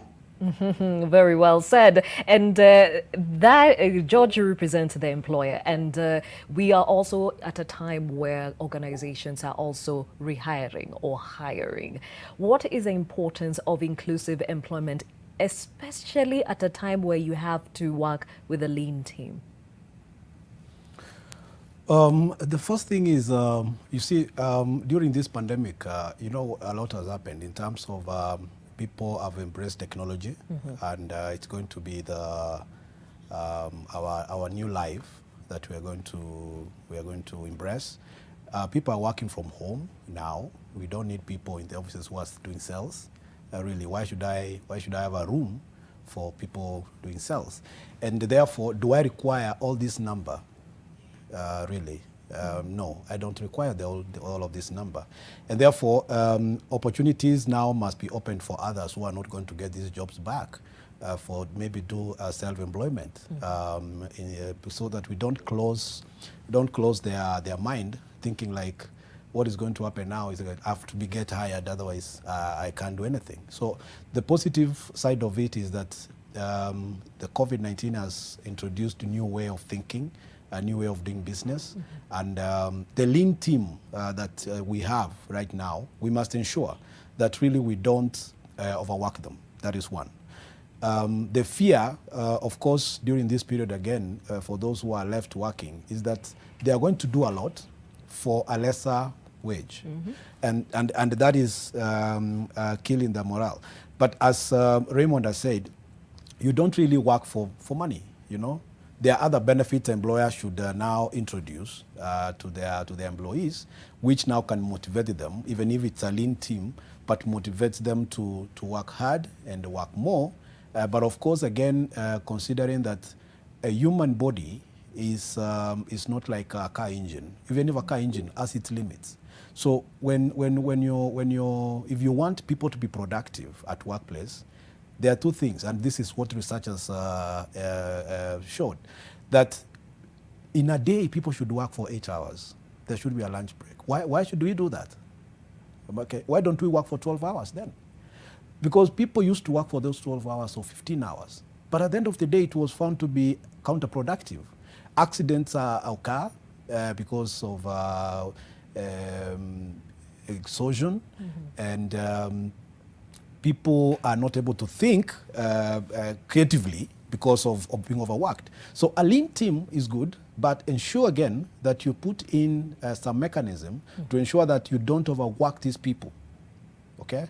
In as much as we are embracing technology. So rehiring people back is a good idea, but I'm not going to advocate for hiring for purposes of hiring, but hire what you can really manage as an employer. And then what we are saying is, during this period, a very broader conversation with the government. For example, the Concert City and all these other places should be opened up quickly right now because of this idea of technology. I've seen many young people going online and doing business online and all that. So this is a good idea, instead of everybody focusing that we have to go and get employment. Really, that is closing the mind of these young people. And in any event, if you look at the skills nowadays, there's a skill mismatch. And that is why most people don't get those jobs. So they should do what they are better at, instead of waiting at home and saying, I need to be rehired, I need to go back to work, I need to do that. I think the conversation should be, what should we ask the private sector to do to encourage people for self-employment? What the government should do right now to encourage people for self-employment, and I think that will make the economy more vibrant than where we are maybe shaping this young generation too. Okay. Yes. All right. Now, Jackie, I have 5 minutes to bring this conversation to an end, so I need brief parting shots from each and every one of you. I'll start off with Jackie. At a point where we have realized many people do not understand their rights when it comes to employee benefits and some of the things that they can reach out to in as far as their welfare is concerned, what would you suggest coming from a legal standpoint? Thank you, Gladys. What I would suggest are two things. Number one, not many of us may be aware, but the Law Society of Kenya holds every year, once a year, for a whole week, a legal awareness clinic at the courts, where anybody can walk in and speak with lawyers and speak with stakeholders in the judicial and legal fraternity and speak with officials of the Law Society of Kenya and actually ask their questions and get responses and get suggestions and get professional opinions at no fee at all for an entire week. Number two is change of mentality, because like I said, it actually is a myth in many people out there that legal services are not attainable. Going to court is not an option, it's a myth. So I'd like for more and more Kenyans to actually come out of that cocoon and just walk to the next lawyer's office, speak freely, ask your questions. It doesn't cost anybody anything, and of course, if it costs anything for consultation, you will be let know right at the door. But my point here is change of mindset. All right, thank you for that, Raymond. Very briefly, we're living at a time where employees are dealing with so much. So a lot of mental health issues have come up, and you talked about hardship coming from the employee. How can we ensure we consolidate all this to make a happy employee and, of course, by extension, a happy employer? So three things very, very important. One is the wallet share. Pay your people well, pay your people the best you can. That is wallet share. Heart share. Create a psychological bond with your people as much as you can. And you realize some of these initiatives regarding heart share are not expensive, but they mean a lot. It could actually be the differentiator between one organization to another. Three, mind share. Have a culture within the organization that transfers knowledge from one group to another, one generation to another. Where possible, I'd encourage employers to grow organically. Very, very important. You're able to develop people within. I think with these three building blocks, Gladys, employers will be happy and employees will be happier. Very well said. And of course, George, looking at it from an employer's point of view, what should employees or rather employers consider even as they handle their workforce? We want to encourage employers to have this attitude of looking at an employee as a whole, okay? And we want to encourage, of course, we encourage them to extend these welfare facilities and services to employees and create the next generation of skilled workers who can be able to move this economy forward. If we don't take care of our employees, definitely what we are saying is we can't compete with China, we can't compete with South Africa, because these countries are ahead of us because of what they have done to their human resource capital. And as employers, we're saying we are ready to do that. We are partnering with all the stakeholders to ensure that we build a very strong and innovative human resource that can move this country to the next 2030 vision. Okay, very well said. George Masese, acting head of Legal and Industrial Relations Federation of Kenya Employers, Jacqueline Akello, who is a labor and employment lawyer, and Raymond Mudhama, head of People and Culture at ALN Kenya, better known as Anjawala and Kana.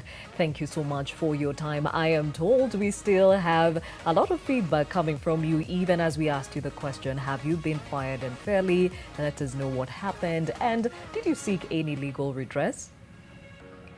Tumbi Austin says labor laws are only applicable whenever the employer is benefiting. Actually, Jackie says that is not true. Shadi says Kenyan employers only care about their wealth and not their employees. Well, as George has said, it is important that employers look at employees as human beings. Maureen, Jackie says, yes, it was an addendum that was served to all employees only to realize that some selected employees were actually hired back. How would you term this? Is it redundancy or because as a matter of fact, my employer had sent the entire company on a compulsory leave late last year. Come this year, we are served with an addendum 3 months after resuming work. Interesting perspective there. We have another here, Mwangi Kuria, who says, actually, every company should have a safety officer trained and qualified as per the British Act.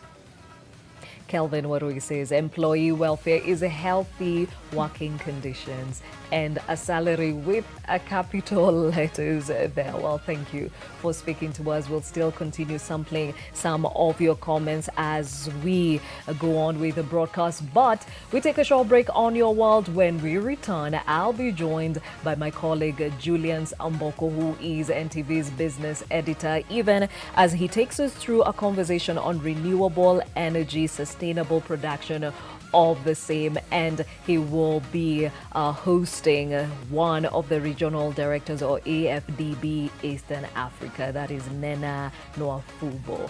Stay with us.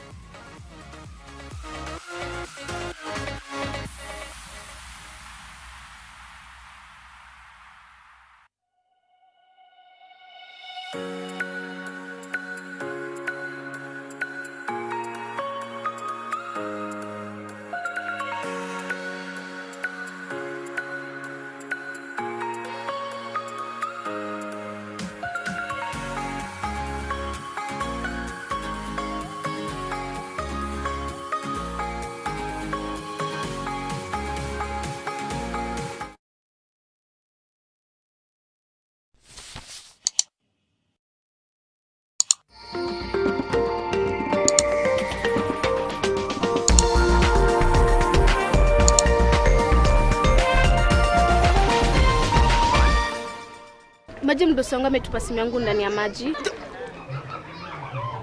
Mdosi wako kwa sawa? Venye Nkirota ameniambia ajui na akimpigia simu ashiki. Hi guy, what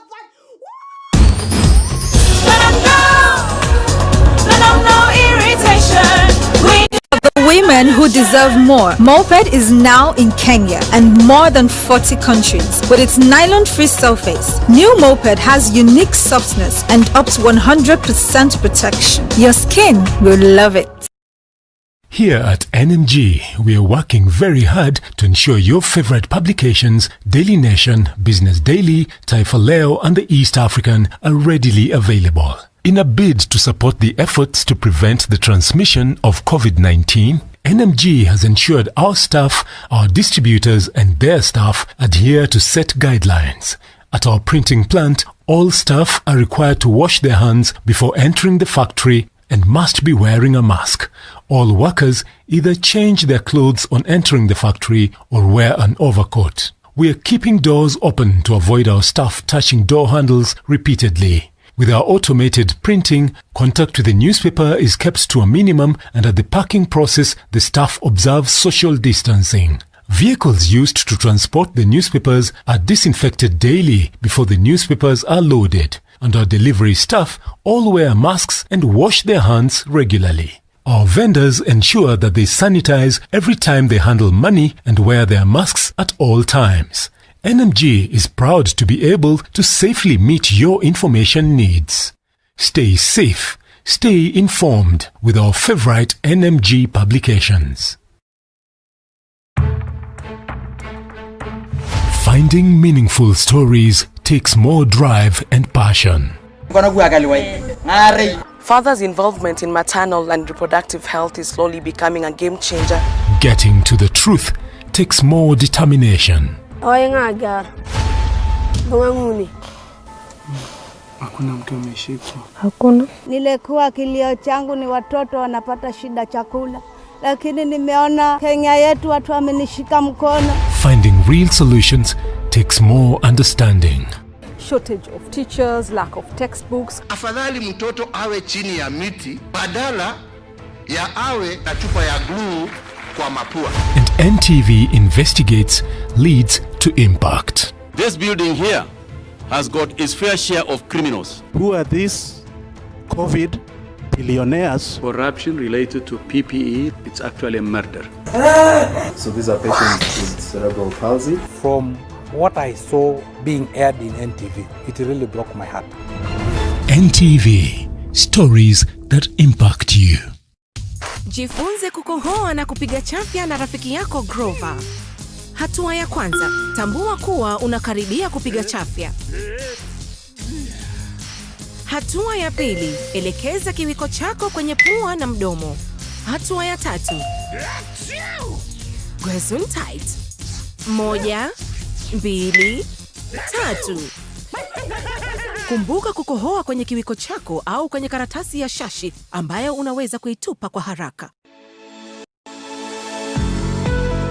Job went through many troubles, but the Bible says that at the end of it, he was more blessed, he was stronger, and he was more wealthy than he had ever been. This is our prayer, this is our belief, that when this is all over, we will be stronger, we will be more blessed, we will be a greater nation than we ever been. God bless you and stay safe.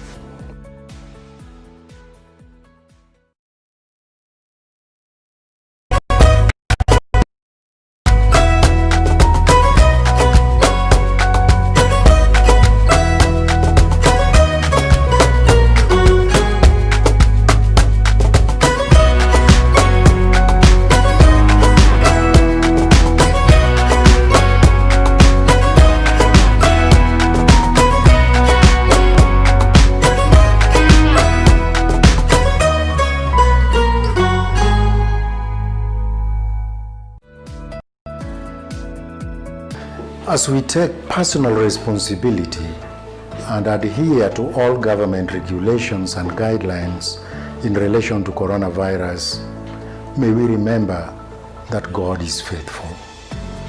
He will not allow us to be pressed, crushed, and perplexed by the epidemic to a point of total destruction.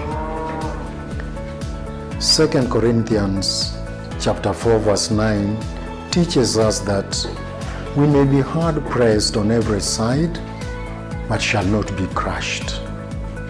We can be persecuted, but shall not be abandoned. We can be struck down, but shall not be destroyed.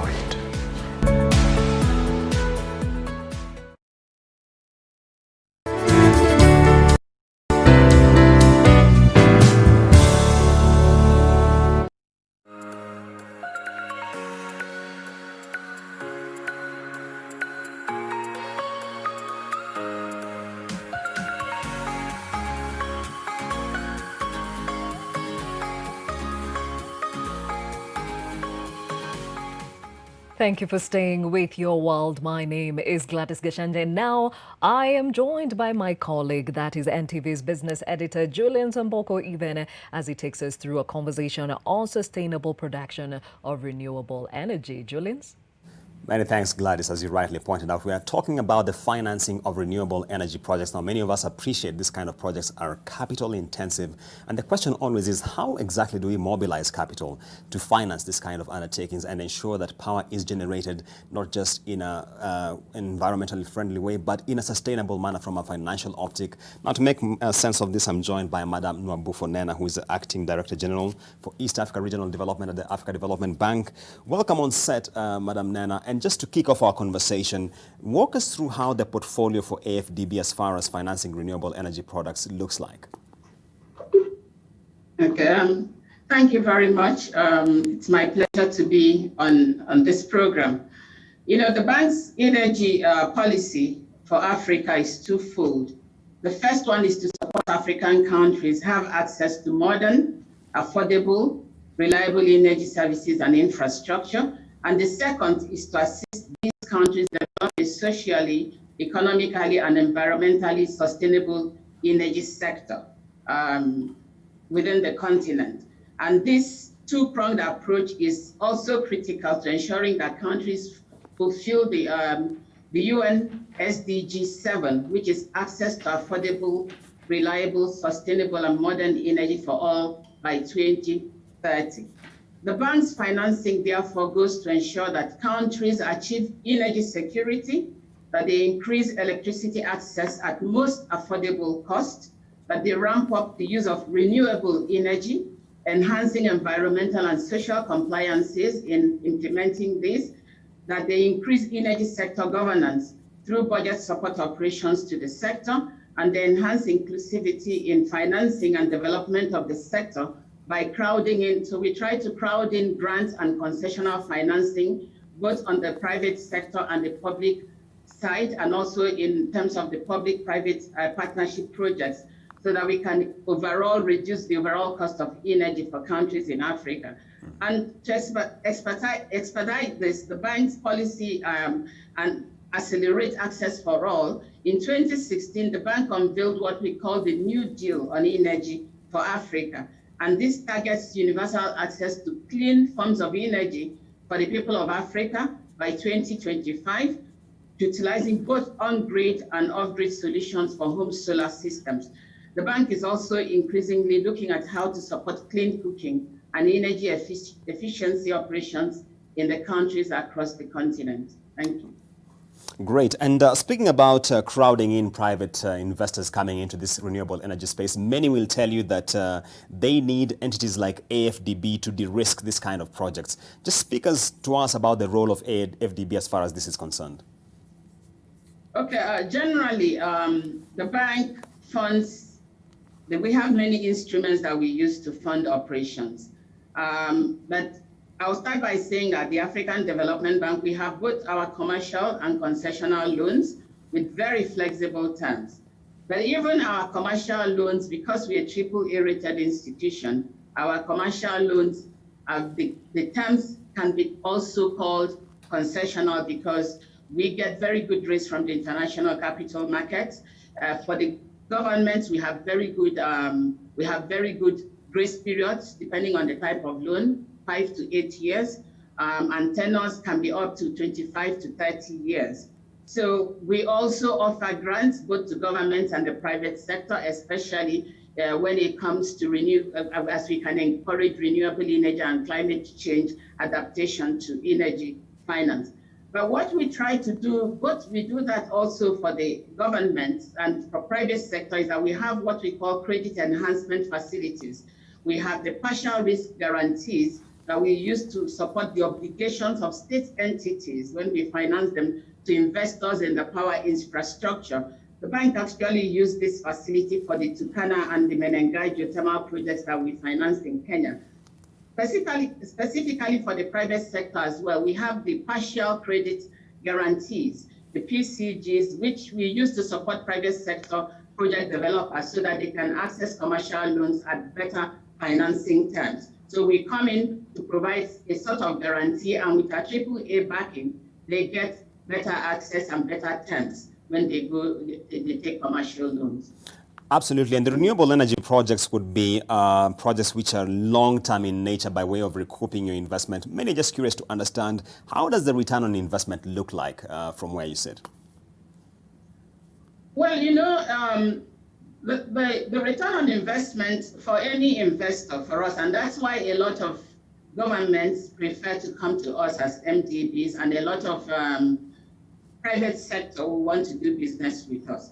Because when you are giving a loan with a grace period, for example, for governments at 5 years, 8 years, and then a tenor of 25 to 30 years maximum, you find that the cash outflow for the government or the investor is minimal.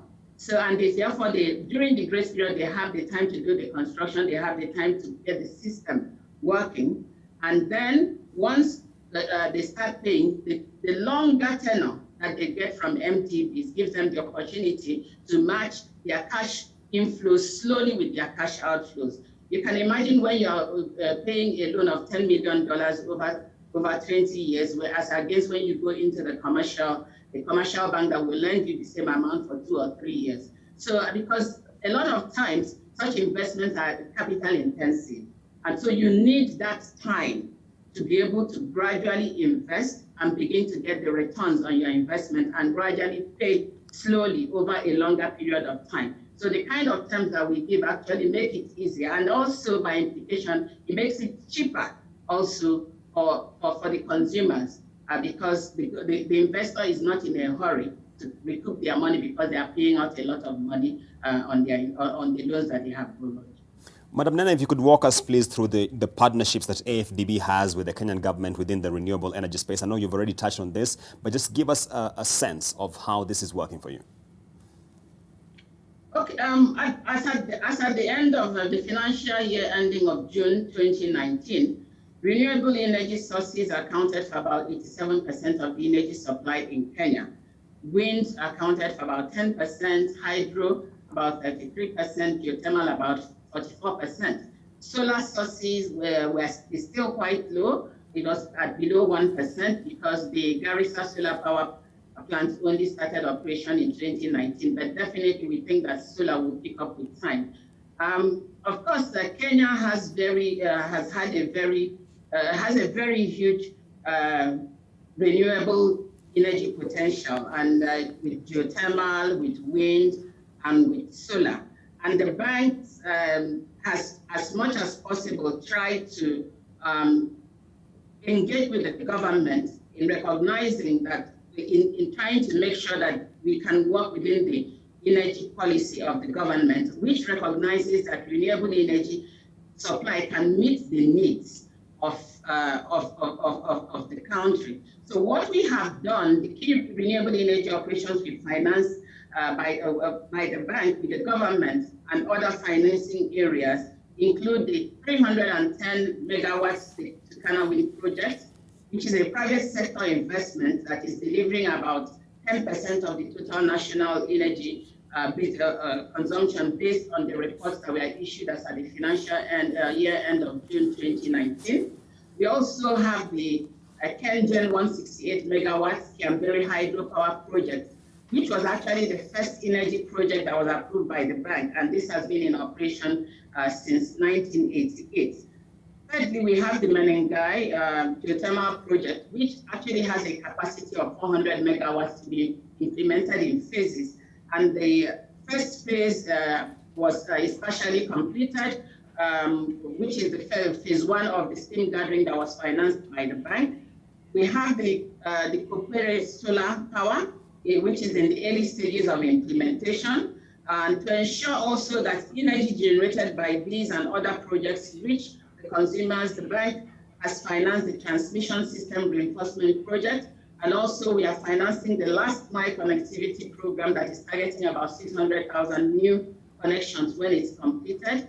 We also have the regional grid interconnections that we are financing. There is the one between Ethiopia and Kenya, and there is also between Kenya and Tanzania. And these are part of the Pan-African grid interconnection that links countries across Africa so that power supply can be easily purchased and distributed across countries with excess supply and competitive pricing.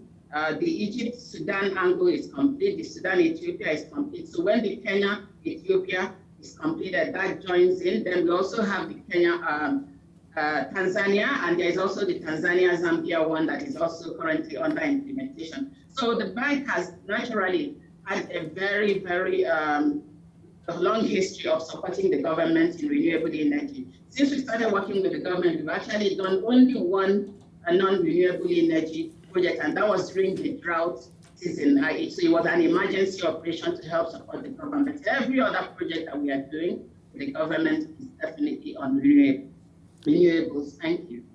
Now, the list of projects you've given now leads me to my next question, because a couple of DFIs I talked to about this conversation, they will tell you that whereas they have a robust war chest in terms of financing, it is the pipeline of projects which now becomes not as robust as they would have desired to. Is this a challenge you are also facing? Well, sometimes, yes, it becomes a challenge, but I think over time that we see a lot of interest from the private sector. The only thing is that the level of agreements that the private sector will have to go through in order to start generation and selling to the government sometimes creates, it takes a long time. The implementation is not as short as we would like it. One of the things that the governments are looking at now is to see how they can use the auction facilities to see how they can get this faster done and also to get it cheaper. I think sometimes you may say it's a challenge, but I think currently in the bank, we do have quite a list of pipelines that we are looking at. Sometimes also you have pipelines, but it's the financing because it requires a lot of financing and it's the time that it takes to do the preparations, you have to do the due diligence, you have to do the environmental and social safeguards because a lot of those projects affect communities. And And you have to make sure that you get it right in terms of its impact on people's livelihoods and its impact on the environment. But definitely, I think there are a lot of projects that we see in Kenya and across Africa. Sometimes actually is financing that we are looking for. All right. And what's your outlook for the energy landscape in the region? And why I ask this is because we have some significant developments happening, for example, in Ethiopia. Kenya, of course, has a number of projects. What's your outlook like for energy in the region? East Africa, I mean. Well, our outlook is that there are, like you said, there are a lot of opportunities for development of renewable energy. And of course, as you know, the conversation across the world has been that renewable energy is the right way to go. We're seeing very good developments in places like Ethiopia. As a matter of fact, Ethiopia is currently producing renewable energy options at less than 5 cents per kilowatt and hour.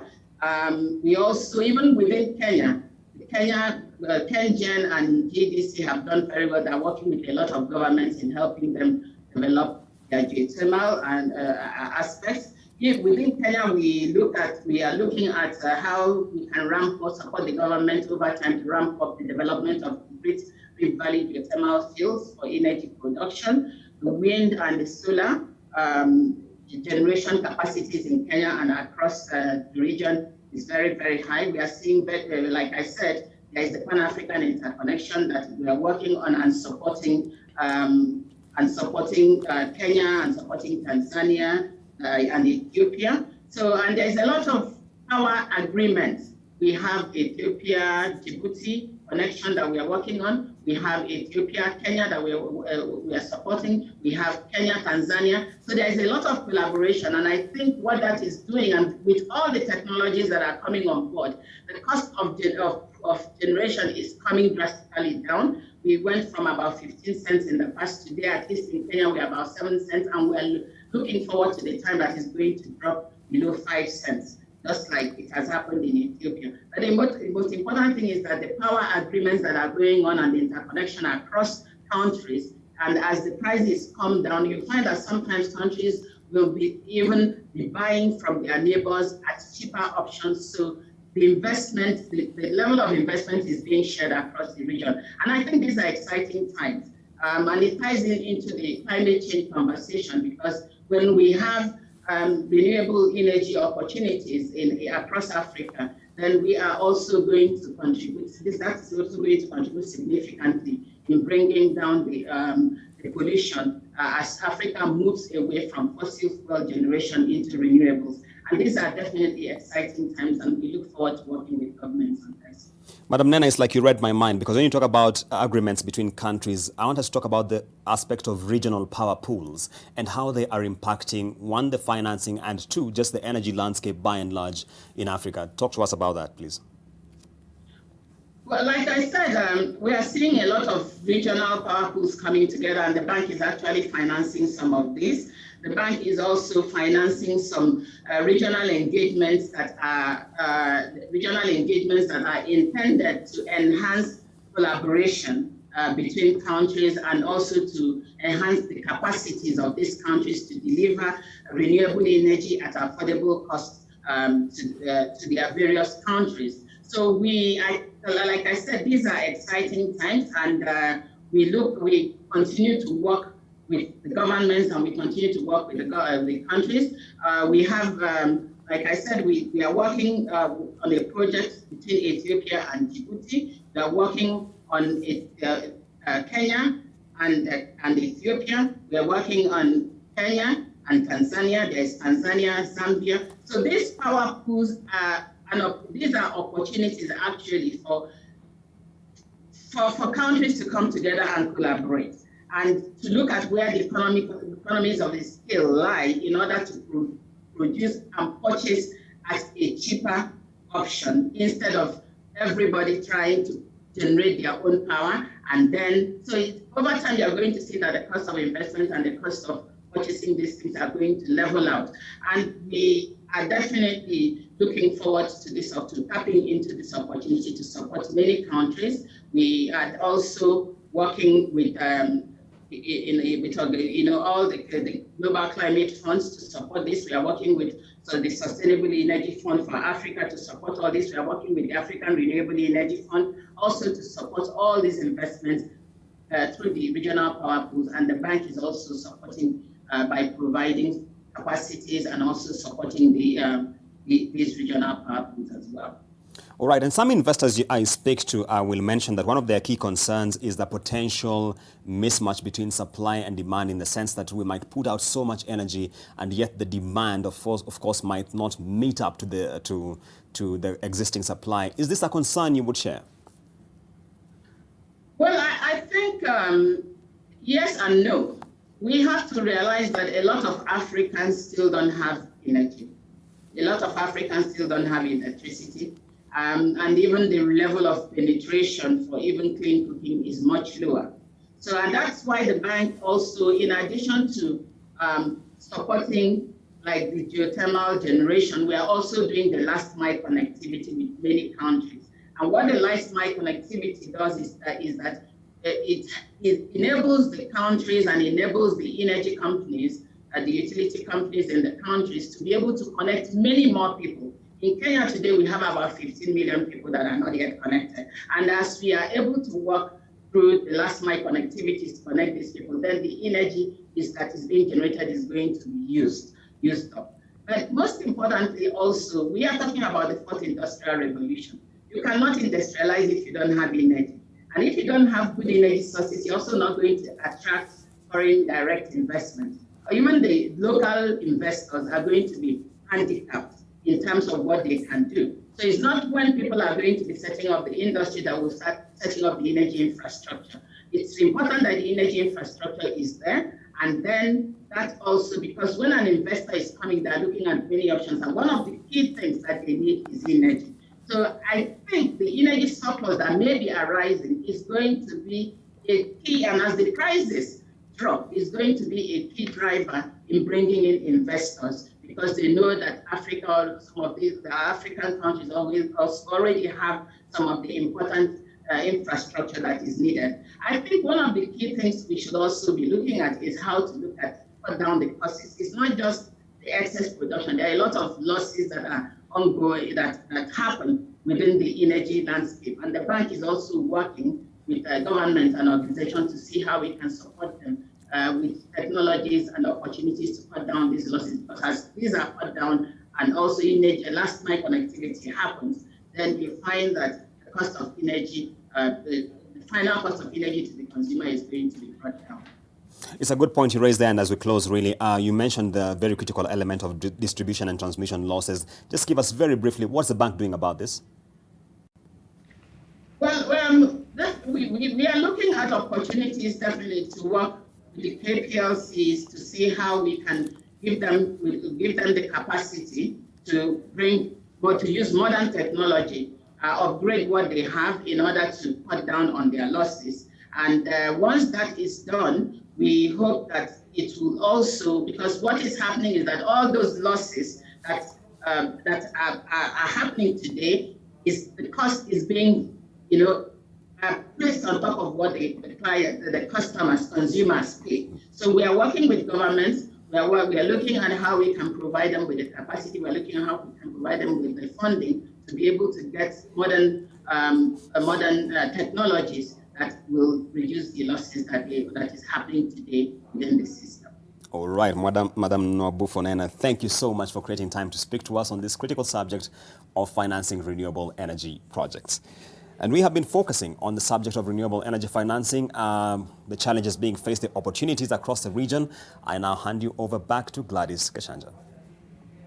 Thank you, Julian Samboko. Definitely a very informative conversation there on renewable energy. Well, that's it from us here on Your World, but tomorrow we'll be back. And tomorrow we'll be focusing on pregnancy and infant loss, an experience that goes beyond the physical and has a huge impact on the mental health of both parents. But even as we speak about the coping mechanisms, how can we prevent pregnancy and infant loss? Well, join us tomorrow morning from 7 a.m. See you then.